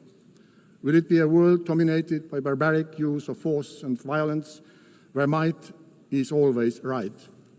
Or do we want a peaceful and prosperous world, where law and order, justice and universally agreed rules and principles prevail? This question is relevant for everyone in this room, despite the distance of our own homes from front lines in Ukraine, Gaza, Sudan, or DRC. Multilateral world order based on international law and the principles of a UN Charter must be maintained and strengthened. What our peoples are expecting from us as world leaders today is to bring back the San Francisco spirit, to preserve peace and to reinforce the principles of the UN Charter. Ladies and gentlemen, Russia's war of aggression against Ukraine constitutes one of the gravest breaches in international law and the UN Charter since its adoption 80 years ago. Despite repeated calls by the General Assembly to stop the aggression and set the course towards peace, Russia continues its savage assault on the Ukrainian state and nation. Russia's war and its war crimes undermining the reputation and credibility both of the Security Council and the entire United Nations. This blatant assault on the principles of Charter is undermining the multilateralism, global peace and security. Regrettably, as we speak, Russia is targeting Ukrainian kindergartens, schools, hospitals, nurseries with missiles, drones, gliding bombs, mines, shells, and bullets. The same permanent member has been systematically abducting and deporting Ukrainian children, erasing their identity and forcing them into integration. A human suffering in Ukraine has reached unprecedented levels. Only the Human Rights Monitoring Mission in Ukraine has documented the death of at least 40,000 civilians, including almost 1,000 children, and for about 35,000 civilians injured, including more than 2,000 children. The death toll increases with every year, month, week, and day. In total disregard of President Zelensky agreeing to ceasefire in March and the recent peace efforts by the United States, Russia has significantly intensified its campaign of terror with a barrage of drone and missile strikes on civilian targets. It is evident that Russia has no intention of agreeing to a ceasefire, let alone a lasting peace. Russia's objectives have not changed. They remain of the subjugation of all the Ukraine and the reshaping of Europe's security order to satisfy Russia's own neocolonial and imperial ambitions. The increasing violations of neighboring countries' airspace by Russian drones and missiles are yet another escalation and a stark reminder of Russia's aggression threatens not only Ukraine, but the security of the entire region. Hereby, I have to regrettably tell you that just weekdays ago, the Russian fighter planes violated Estonian airspace, a hostile act that is part of a pattern of similar recent incidents happening on the European Union's eastern border. Therefore, the only viable way forward towards a ceasefire and just and lasting peace is to increase collective international pressure on Russia to force them to peace in Ukraine and to act in a way that is expected from the permanent member of the Security Council. Let me assure that my own country, Estonia, will continue to do everything possible to reinforce Ukraine's ability to defend itself in full conformity with Article 51 of the United Charter. Doing so, we are defending the sovereign equality of all member states, large and small, one of the core principles of which the United Nations was founded. We are also advocating for making Russia accountable for its crimes in Ukraine, including for the crime of aggression, as we know too well that impunity only leads to new crimes, new suffering, and even greater injustice. Ladies and gentlemen, the international law-based multilateral system has also failed to protect Palestinians and Israelis. Having visited both Israel and Palestine this year, I witnessed firsthand the devastating impact of a long-lasting conflict. Hamas's brutal terrorist attacks on October 7 have been condemned by the whole world. Hamas cannot have any role in the future governance of Gaza and Palestine. It has to be guaranteed that the horrors of terrorism would never be repeated. However, ordinary people and children in Gaza must not be the ones to pay the price. I am devastated that so many innocent lives, including children's lives, have been lost due to the military action, starvation, and the spread of disease. The promise of international humanitarian law was to ensure that people do not suffer during their armed conflicts. And yet, what has unfolded in Gaza has crossed all red lines. Estonia has supported all efforts for a ceasefire that would end the killing, destruction of lives, and bring all the hostages home. In order to alleviate the unbearable humanitarian situation, Israel must fully respect international humanitarian law and implement its commitments regarding access and delivery of humanitarian aid and security of all workers. In order to truly end the cycle of violence, we need a comprehensive political process with the end goal: two states, Israel and Palestine, living side by side in peace and security. In command of efforts of France and Saudi Arabia to step up international action to implement the two-state solution. Dear friends, the United Nations must be capable of fulfilling its core functions in order to face the multitude of current global challenges. All the pillars of the UN, peace and security, human rights and sustainable development have to be strengthened. Estonia, therefore, supports an ambitious system-wide reform of the United Nations. This is not only an issue of monetary efficiency and financial discipline, it's a structural problem and credibility question for the UN. For this reason, we are fully behind the Secretary General in endeavors in pushing the UNGA80 reform vigorously forward. Within this transformation, the reform of the Security Council is of central importance. Estonia supports the expansion of the Security Council membership so that it would include countries that have, inter alia, demonstrated their unwavering commitment to international law and the principle of UN Charter, and have consistently acted in accordance with these principles. Furthermore, if we want to have functional and respected council, we also need to restrict the use, or rather abuse, of the veto, increase the transparency of the council's work and its accountability. Last but not least, we also need to ensure transparency when it comes to the selection of the next Secretary General of the United Nations. After 80 years of men-only leadership, we are very supportive to the idea that based on a fair process seeking the most qualified candidate, it is high time for a woman to be chosen as a UN Secretary General. We need to put forward ambitious selection criteria, clear timeline, and assure greater role of a General Assembly in this process. Given the current credibility crisis of the UN, we cannot afford to fall short in the selection process. Dear ladies and gentlemen, sustainable development with clearly defined goals remains a central focus of the UN. We have to redouble our united efforts to address global challenges, like the effects of ongoing climate change, which are getting worse in all parts of the world. The upcoming COP30 in Brazil should be a turning point. Countries should submit strong climate plans.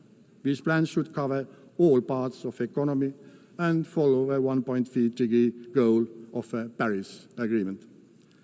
Substantial progress during this decade is crucial. We must work together to triple renewable energy production by 2030, because this is the most effective way to reduce emissions. Estonia shows that this is possible. We used to rely on oil shale, a local fossil fuel, for our energy production, but today nearly 40% of our electricity comes from renewable sources.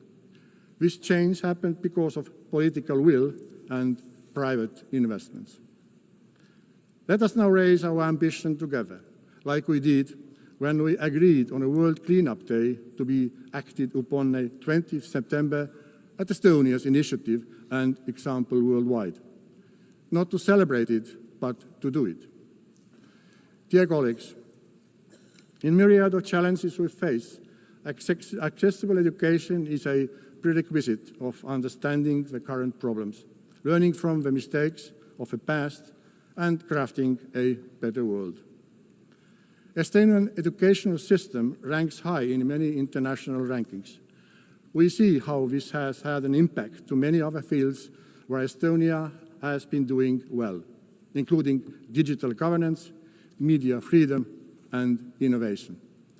Our goal is to share with our partners, including through UNICEF board, our diverse experience in innovation, in education, developing educational policies, reforming education, and improving the availability of high-quality education. Every situation, every culture, every context is unique, and requires specifically developed solutions. However, allow me to draw your attention to one of specific experience of ours. In 1991, at the start of the Internet revolution, we decided to radically integrate computers and Internet into our educational system. The program Tiger Leap, which had the aim of opening a computer class in every Estonian school within a year, was a cornerstone of Estonia becoming one of the most digital societies in the world today. The world today looks different from the one 34 years ago. But new technology is there again and waiting to put it into the best use. Therefore, Estonia is making a new leap, the artificial intelligence leap. We are again providing the best technological tools available to our students and teachers so that we keep comparative edge in education for years to come. Equipping citizens with the skills to use AI wisely and responsibly is essential. AI must serve dignity, development, and human rights, not the other way around. In Estonia, we believe in innovation, and we are most ready to develop new tailor-made solutions with our good partners all around the globe. In collaboration with the International Telecommunication Union and Germany, Estonia co-founded the CovStack initiative. This innovative platform provides governments with digital public infrastructure toolbox aimed at modernizing digital services by creating modular, open source, and scalable framework for governments worldwide. Dear Member States, whichever global problem we approach, we have to build human rights and basic freedom. Yet today, human rights and fundamental freedoms are increasingly under pressure worldwide. This is a deeply worrying trend that demands our collective response. This is the idea that guides us also on the way to becoming a member of a Human Rights Council for a period of 2026-2028. And I would ask your support at the election next month. Our priorities during our membership are the promotion and protection of children's rights, safeguarding digital rights and reducing the digital divide, and advancing media reform. All three are critical for advancing democracy and protecting international law-based multilateral world order. We are capable of learning as human beings and as a mankind. We learn from mistakes. We get up and will do better. Let us do it. Thank you for your attention.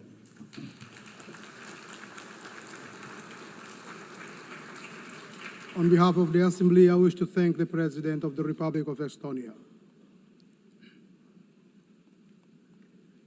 The Assembly will now hear an address by His Excellency Javier Gerardo Milei, President of Argentina Republic.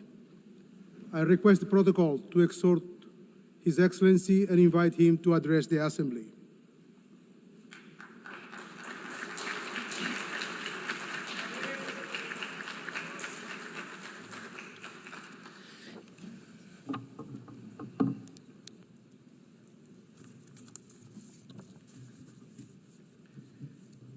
A las autoridades de las Naciones Unidas, United Nations authorities, representatives of member states, all citizens closely following this summit, good morning to you all. Last year, I stood here before you at this very same assembly, and I outlined a new direction that Argentina's foreign policy was going to take. We asserted that it was imperative to return to the ideas of freedom, the immortal principles that underpin the dignity of life, freedom, and property. These are rights that all individuals should enjoy under the law. We asserted that there was a need for international cooperation to aim to guarantee those rights. However, I also warned that the UN had cast aside what had been its lodestar in recent decades. The successful model of the United Nations spoke of the need for peace without victory. It was grounded in cooperation between nation states. It was, however, replaced by a supranational model of government comprising international bureaucrats that sought to impose on citizens across the world a specific way of life. The United Nations has moved from an organization that sought to mediate peace between peers to an organization that claimed not only to decide what every nation state does, but also what all individuals, wherever they may be in the world, must do. We believe in the original aim and purpose of this organization. We believe that there are global problems which require dialogue and international cooperation if they are to be resolved. However, for that reason, and to achieve that goal, we must reject these abuses of authority that often go hand in hand with noble agendas. As we maintained last year, we will never support the amputation of indigenous or commercial freedoms, nor will we support the violation of natural rights of citizens of member states. In the last year and a half, we have voted in accordance with that principle. I am saying this to you well aware that many of you don't share my views. But as I've always said, it's preferable to say an uncomfortable truth than to speak a comforting lie. In that vein, today I want to talk to you about a specific problem facing all modern countries. As things stand, the world is seeming to pit the present against the future and seeing it as a contradiction. This is a political, economic, and philosophical problem, and the response to that problem and that opposition will determine the course of humankind. If we push to the end this idea of comfort versus discomfort, the entire world, I would say that now the entire world seems stagnating in the comfort of the present, overlooking the consequences that will have for the future. Given that doing what is uncomfortable seems to strip votes and power from those that take it on, leaders prefer to do everything in their power to protect the status quo that they inherited, and they do so disregarding future consequences. They light a fire to heat the future and heat the present and disregard the future. Modern states have thus entered into a very complex dynamic from which they cannot return. Incentives both for the people and politicians mean that we tend to talk about the distribution of wealth today, overlooking the need to compile wealth for tomorrow. Currently, decision makers are facing the decision. Either they preserve the legacy that was entrusted to them or they destroy it. This legacy can be accumulated wealth, productive capacity, laws, or any other thing that serves the common good. In general, they tend to... If they burn their legacy, if they opt to continue with what's comfortable, they'll have a lot of profit and benefit in the future, but there will be great future costs. What you put aside today, you lose for tomorrow. They seem to be preserving growth and prosperity in the present and casting aside the well-being of future generations. We need to find a balance, meaning that eating bread today doesn't mean we'll go hungry tomorrow, and we need to guarantee sustained growth and well-being. That's something economists call economic growth. That growth can sometimes seem slow and sometimes halt briefly because progress is never linear, but it's precisely long-term consistent growth that has systematically revolutionized the world and has wrenched thousands of millions of people from poverty. The difference between zero growth and 2% growth in the long term is the difference between stagnation and prosperity. The Argentinian people know a great deal about this issue because we're the only country in the region that hasn't experienced growth in the last 15 years. In legal terms, growth, the condition for growth, is respecting the sanctity of property and the free market. And that means nothing other than ensuring free trade between peers and free cooperation between peers. Without the right to ownership, there can be no savings. And without savings or free trade, there is no investment. If there's no investment, there can be no growth. But it's not in anyone's individual political interest, apparently, to respect these principles, because it is precisely when we expand the state that individual freedoms of the citizens are eroded. And we simply seek to protect ephemeral present well-being to earn votes, and that's what our politicians do. Accumulated wealth decreases over time with this way of moving forward. And so what we're seeing now is countries are increasing public expenditure, but that doesn't ultimately create wealth. It rather destroys wealth. With that in mind, politics gains power on two fronts. They get democratic legitimacy and they obtain resources that they can spend. So politics has a double incentive to foster that intergenerational betrayal, because despite the fact that people lose in the future if this course is followed, there's short-term gain. A great man may be that who sows trees whose shade he will never enjoy. The great man might be the one who cuts down the trees that others sowed. But this cannot continue. This is the major trap that all nations are succumbing to. When this process is continued, growth stagnates. When growth stagnates, the demand for redistribution of wealth grows ever louder. So populist policies and the calls for them become stronger and stronger. These policies appeal to envy and resentment, and the ultimate conclusion of this process is vulnerable young people suffocated under the weight of a state that they know is only there to exploit them. Fiscal expansion, monetary expansion, and the expansion of state power is suffocating individuals, and that's all part of a pattern which we're seeing across all countries, particularly those who claim to make up the free world. But the problem is not only one of economic policies. We also see it when there are violations of equality before the law, or when we indiscriminately open the doors to immigration for political reasons. On the contrary to what we don't see there is immigration, we see invasion. International cooperation bodies has this one among its number, and such international organizations are not alien to this problem. As the years have passed, this organization has acquired responsibilities that run counter to its founding spirit. It has created layer upon layer of organizations, agencies, and programs until it achieved this hypertrophy of administrations that are barely effective when it comes to resolving the problems for which they were created.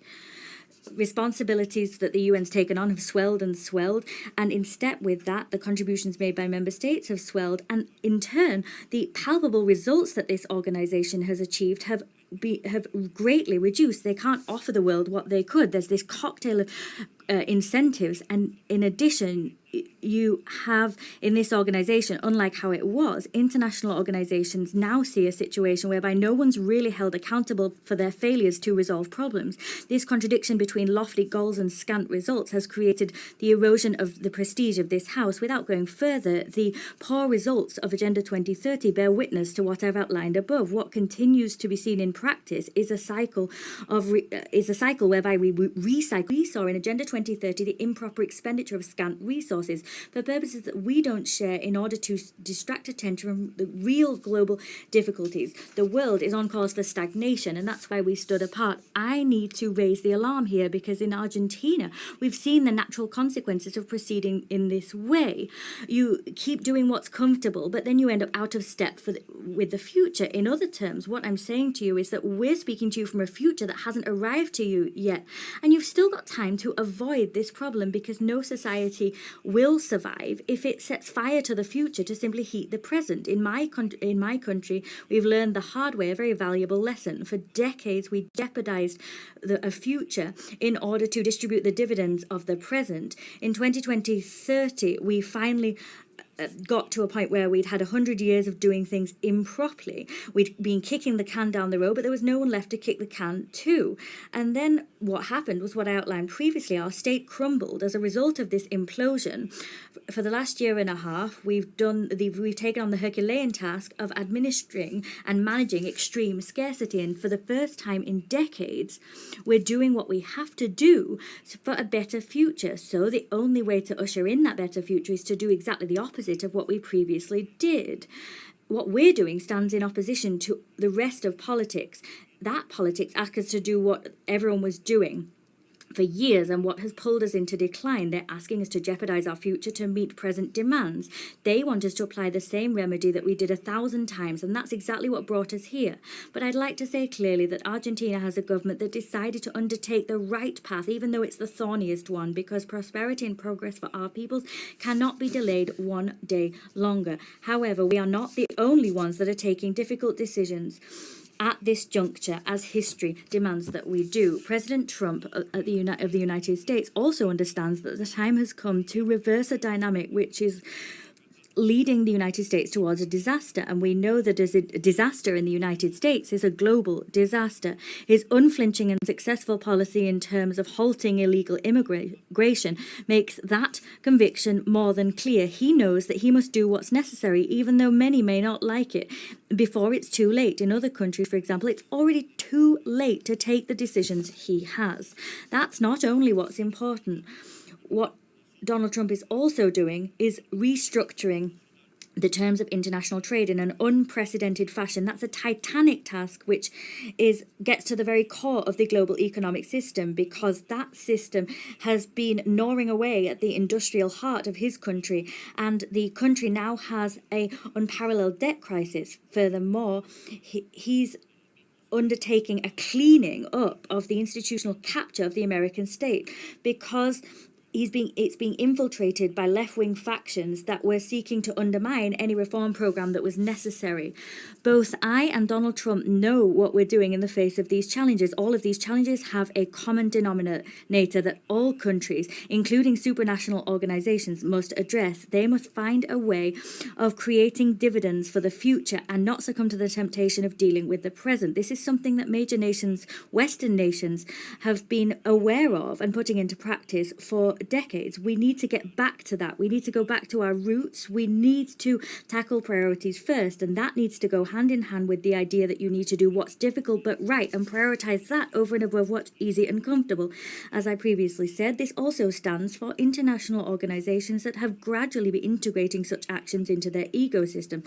I think I speak on behalf of all of you when I say that the UN must lead the charge when it comes to this paradigm shift. They must return to the roots that made it the great organization that it once was in the past. I wish to humbly lay before you as an assembly 4 principles that we think might serve as we seek to achieve the aforementioned goal. 1. The principle of a core mandate. The central mission of the United Nations is to preserve international peace and security. Everything else must be viewed as complementary to or in service of that goal. The strategic management of resources of this institution consequently requires that we stick to our priorities and not take on others. Secondly, the principle of international subsidiarity.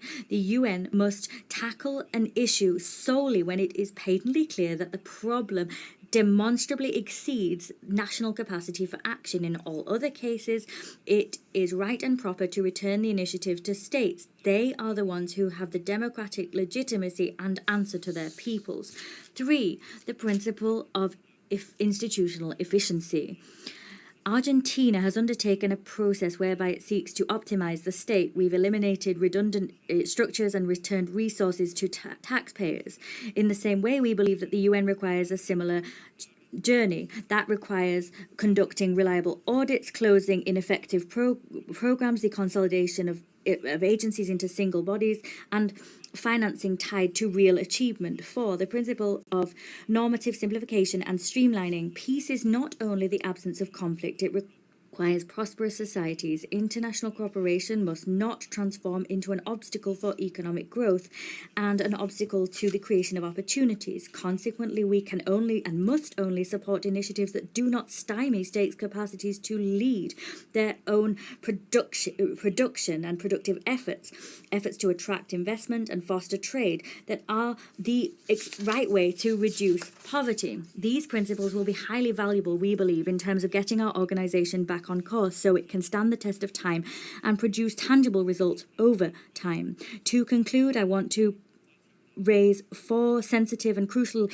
important issues for the Argentine Republic. Firstly, I wish to reiterate our legitimate claim and irrenunciable claim in terms of sovereignty over the Malvinas, South Georgia, South Sandwich Islands and the surrounding maritime areas that continue to be illegally occupied.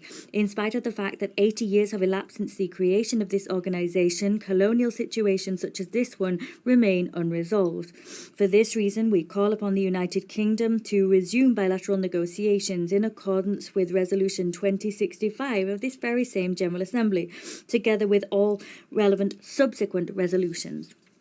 Secondly, I wish to once again roundly reject expressions of fundamentalist violence that continue to be seen and that are spreading throughout the world. In Argentina, we already suffered this horror with the attacks against the Israel embassy and La Hamia in 1992 and 1994, respectively. For this reason, we urge the international community to strengthen legal cooperation to guarantee that Interpol and its signs are respected and those responsible for such atrocities are brought to justice. That will help us to ultimately be able to heal this painful wound that plagues our country's history. Thirdly, we're witnessing an unacceptable escalation in political violence on the left at a global level, violence that in Argentina we know only too well. It is unacceptable to use force where reason fails. For this reason, we emphatically reject any procedures which essentially undermine the basic norms of democratic, peaceful coexistence. 4, to the situation of the Argentine citizen Nahuel Gallo, who was abducted and detained arbitrarily in Venezuela without charge, with no legal assistance or consular assistance. In simple words, this is a forced disappearance. We demand that the Venezuelan government release him immediately, and we appeal to the international community so that this legitimate claim is heeded. This in defense of the most basic principles of international law and human dignity. Finally, we reiterate our demand for the immediate release of the hostages which remain captive in Gaza. Finally, may God bless the free world. May the forces of heaven accompany us. Thank you. Thank you very much. On behalf of the Assembly, His Excellency, the President of Argentina Republic.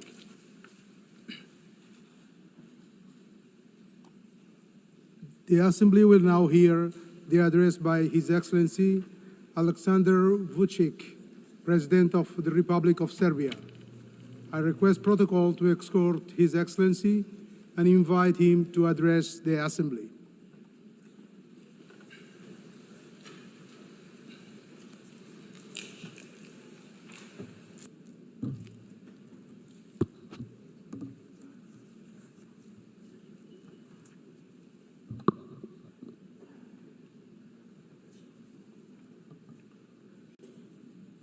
Excellencies, ladies and gentlemen, I'm very honored to address this 80th anniversary session of the General Assembly of the United Nations on behalf of the Republic of Serbia, a founding member of the United Nations and a freedom and peace-loving country proud of its history. This year, we mark 8 decades of the existence of the World Organization, and during that period, the UN has provided a framework for dialogue, cooperation, and solidarity among the nations, short of which it would not be possible to respond to the challenges of our day. Only by joint efforts we can create a future featured by security and dignity. This brings me, ladies and gentlemen, to the 5 essential principles that guide Serbia in its foreign policy vision and constitute pillars in its international actions. Number 1, the United Nations is not a relic of the past. It is a compass for the future. 80 years on, this is a moment for reflection, but also for candor. The UN should not be a stage where giants wrestle while smaller countries hold their breath. It should be a round table where every seat counts. Countries like ours, countries that belong to Global South, are too often treated as chess pieces. It's time to show that we can be conveners, innovators, and guarantors of cooperation. We may not have the loudest voice, but we often have the clearest vision, because we see both East and West at once. Our engagement with all partners does not mean blind agreement. It means respect for sovereignty, territorial integrity, and the belief that dialogue is stronger than division. Serbia is a reliable, predictable partner, but reciprocity matters. We will defend our autonomy as firmly as we defend cooperation. The United Nations Charter was not written to serve one moment in history. It was written to withstand the test of time. In a world facing deep geopolitical fractures, the United Nations Charter remains the only framework capable of holding us together. Serbia is not a buffer zone, it is a bridge, and bridges connect, they do not divide. Therefore, as the President of Serbia, for the first time I would like to offer Belgrade, the capital of Serbia, as a place of dialogue for all the conflicts around the world.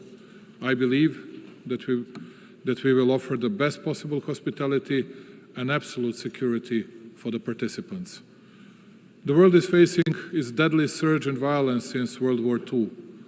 In 2024, 61 armed conflicts erupted across 36 countries, the highest number in more than 7 decades.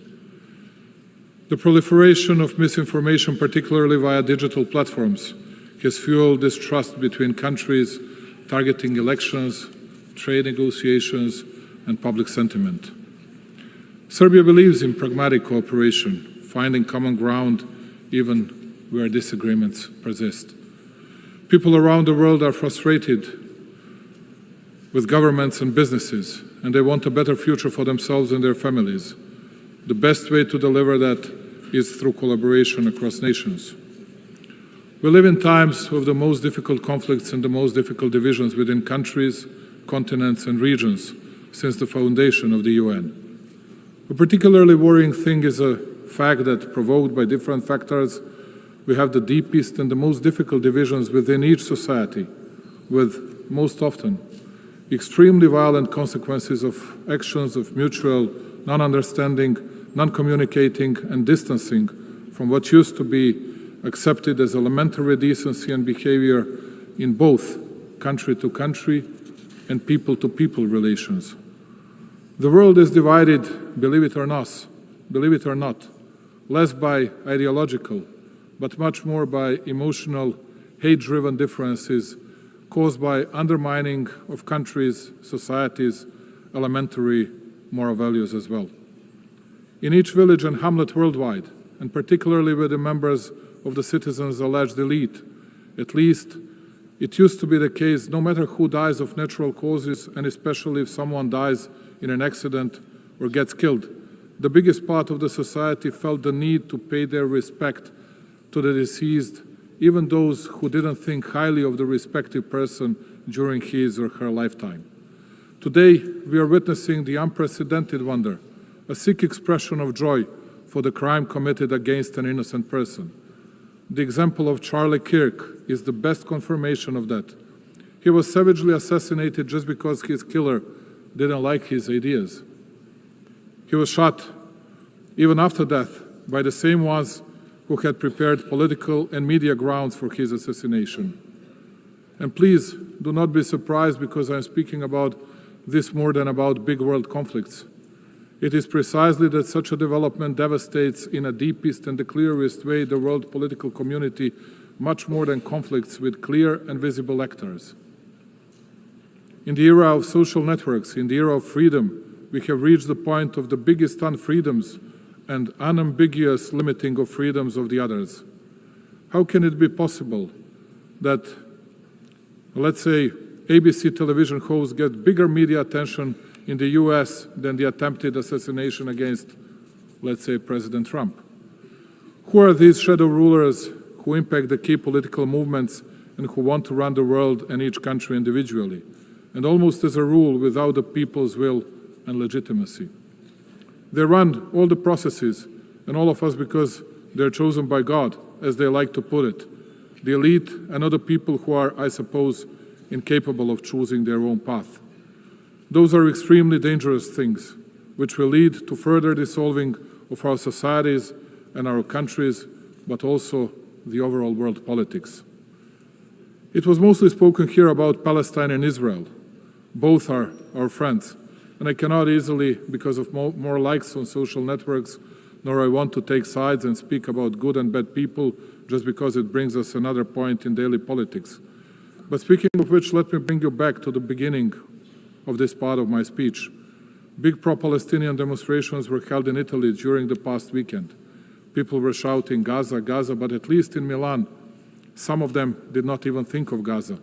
The only thing that was on their mind was demolishing and burning down of what the Italian people had created for centuries, just because it is popular to be against the government and take part in some kind of violence. And when otherwise very composed Italian Prime Minister Giorgia Meloni calls such hooligans, rightly so, thugs, we all ask ourselves what the next stage would be like and what awaits us in the future. During the past month, Serbia was facing unrest and attacks against the constitutional order.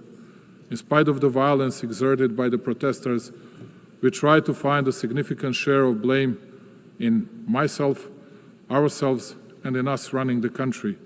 I wanted to listen, and I understood the message of the people in the streets. That is why, just like here at the United Nations, I believe that the dialogue between the nations and countries has no alternative. I offer dialogue and unconditioned discussion on all the topics of significance for our society to people who think differently, and I'm absolutely certain that in the upcoming period we will overcome all the difficulties from the past months. Progress on global challenges is uneven. Financing is dwindling, the UN budget is constrained, and smaller nations often lack access to the tools and support that richer countries enjoyed, particularly in the energy transition. Climate change is not just a statistic for Serbia and the Balkans, it is a lived reality marked by droughts, floods, and energy insecurity. Sustainable economic growth is essential, not optional, for climate resilience and well-being. For us, partnerships are defined by commitment, not hierarchy. We are a place where East and West collaborate on concrete projects from clean energy to infrastructure and digital transformation, when we will continue to build on this foundation. At a time when the UN seeks to inspire trust globally, these practical, results-driven partnerships strengthen confidence at home and abroad.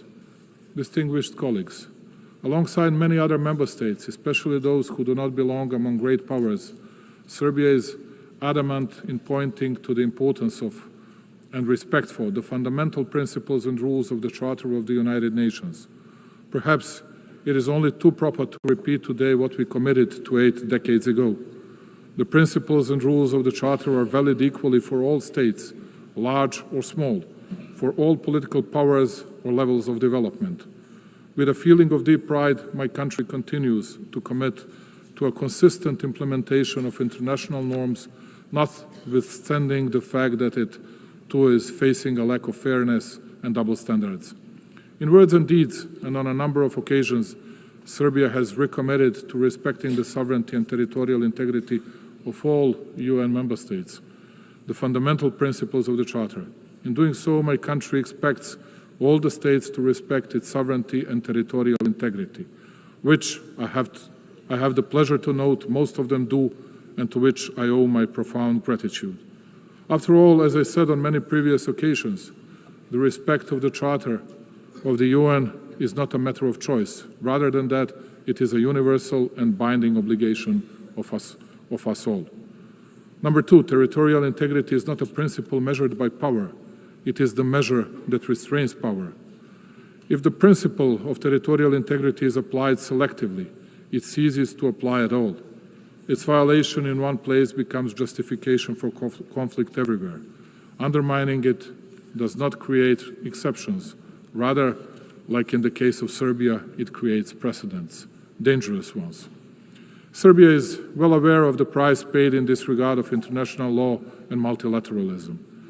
26 years ago, my country fell prey to a brutal aggression by NATO.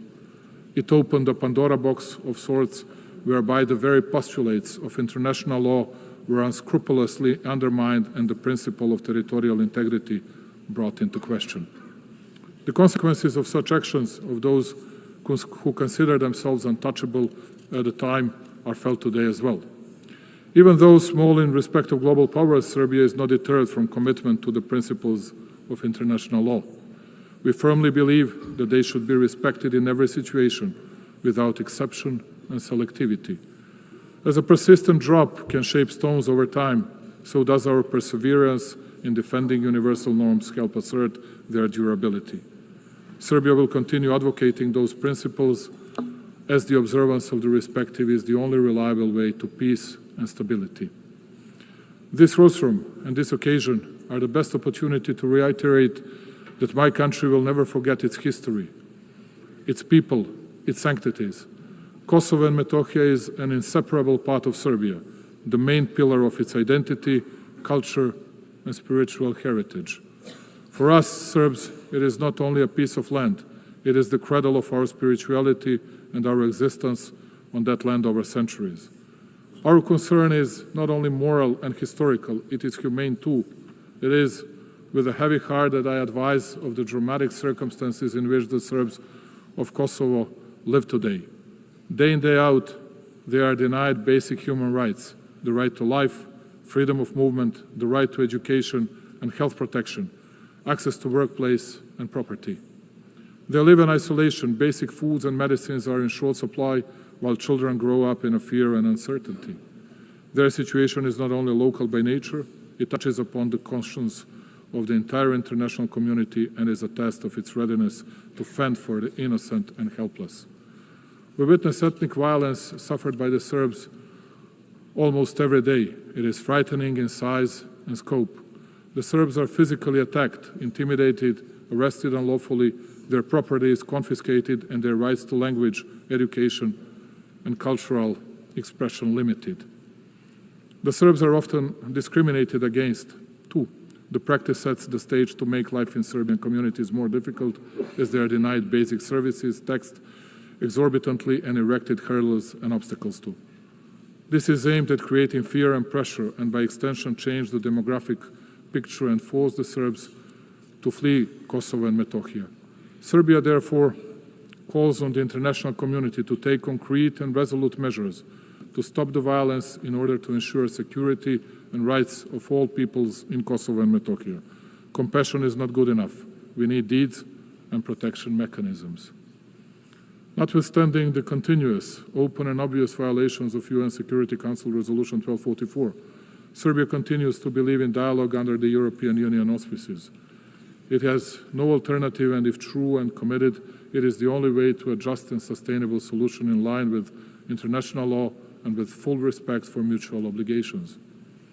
Just as in the past, my country will continue to fight for peace, patiently, emphatically, and in good faith. Number 3, the Balkans must not be a stage for the ambitions of others, but a space for shared responsibility. 30 years after the conflict, stability has become our highest value.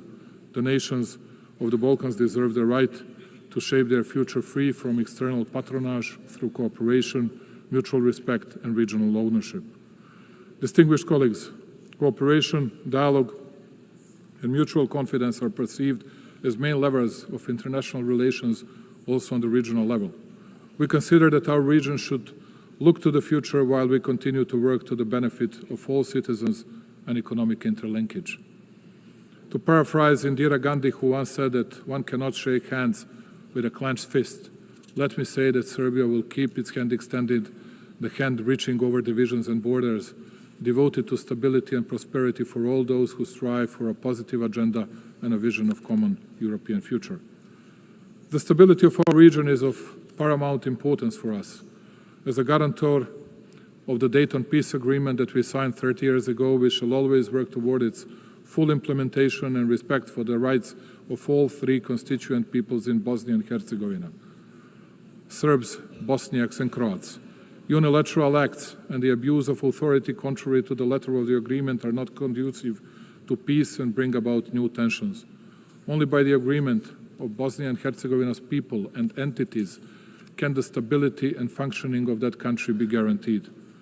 Absence of dialogue and unilateral initiatives without agreement by all interested sides, in particular the initiatives that take advantage of international organizations, are but a step back to a painful past and create new divisions. Serbia will use all diplomatic means to prevent these activities from taking place as they undermine regional dialogue, the process of reconciliation and understanding. We shall not hesitate in our resolve to promote regional stability in an effort to contribute to global security. For exactly 30 years now, and in this distinguished institution and everywhere else, a false campaign has been ongoing against both the Republic of Serbia and Republika Srpska, the entity within Bosnia and Herzegovina.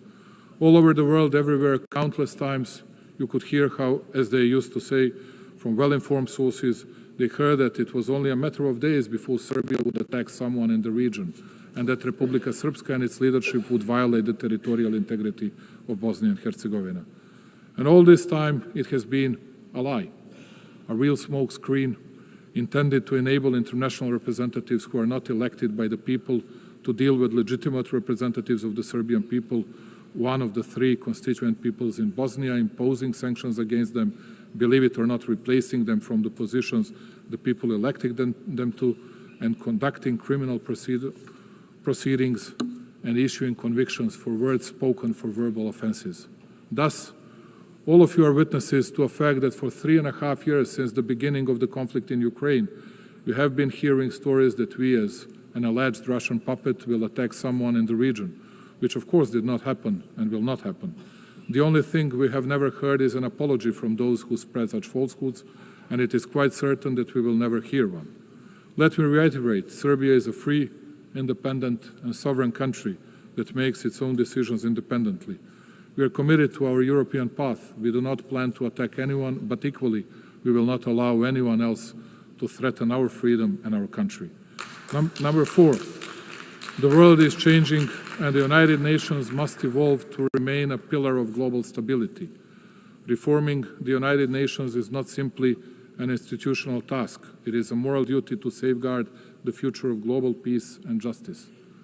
We are well aware of the need to reform the UN and revitalize its system in order to increase its credibility and shore up multilateralism so as to make our organization more effective, just and close to the needs of its member states. Also, the ESC should become more effective in and better adapted to the pursuit of its primary goal of safeguarding international peace in order to reflect more accurately the reality of the present-day world. Africa in particular, the youngest continent, which comprises 54 states, must be better represented. Many countries rely on the UN for technical expertise, development funding, and guidance to achieve the Sustainable Development Goals.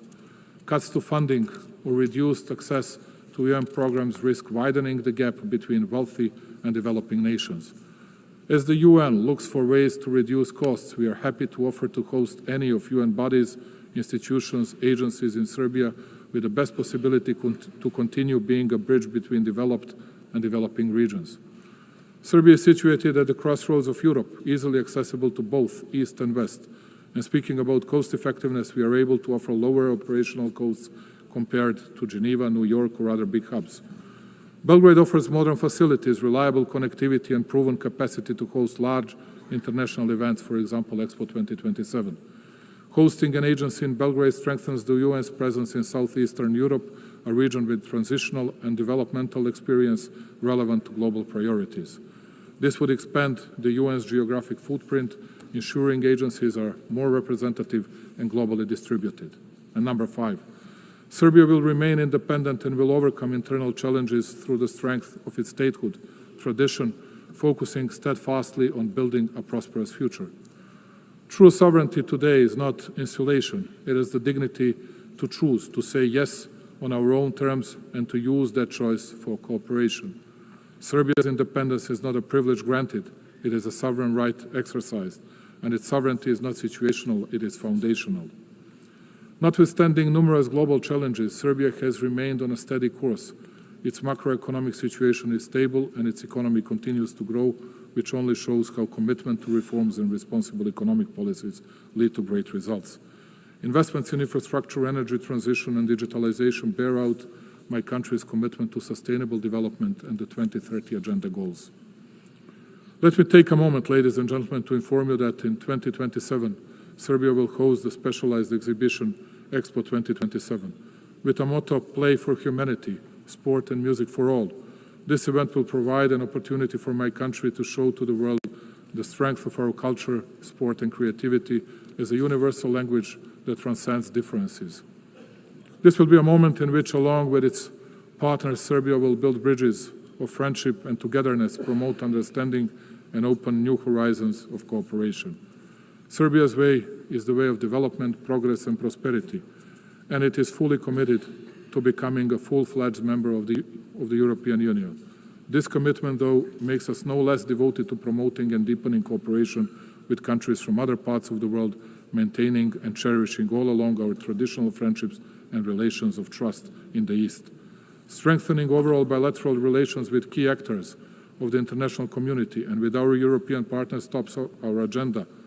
Also, Serbia has raised in the past several years the level of cooperation with numerous countries in Africa, Asia, and Latin America, and played in that way a respectable role on the global stage. I trust and believe that we can count on mutual respect and the traditional bonds of friendship with these countries in our future relations. Ladies and gentlemen, closing it and looking to the future and committed to dialogue and understanding, we in Serbia believe that peace is the highest value and the most solid foundation of development. We shall continue to invest our energies, knowledge, and will in building a world more just, secure, and worthy of the coming generations. I thank you very much. On behalf of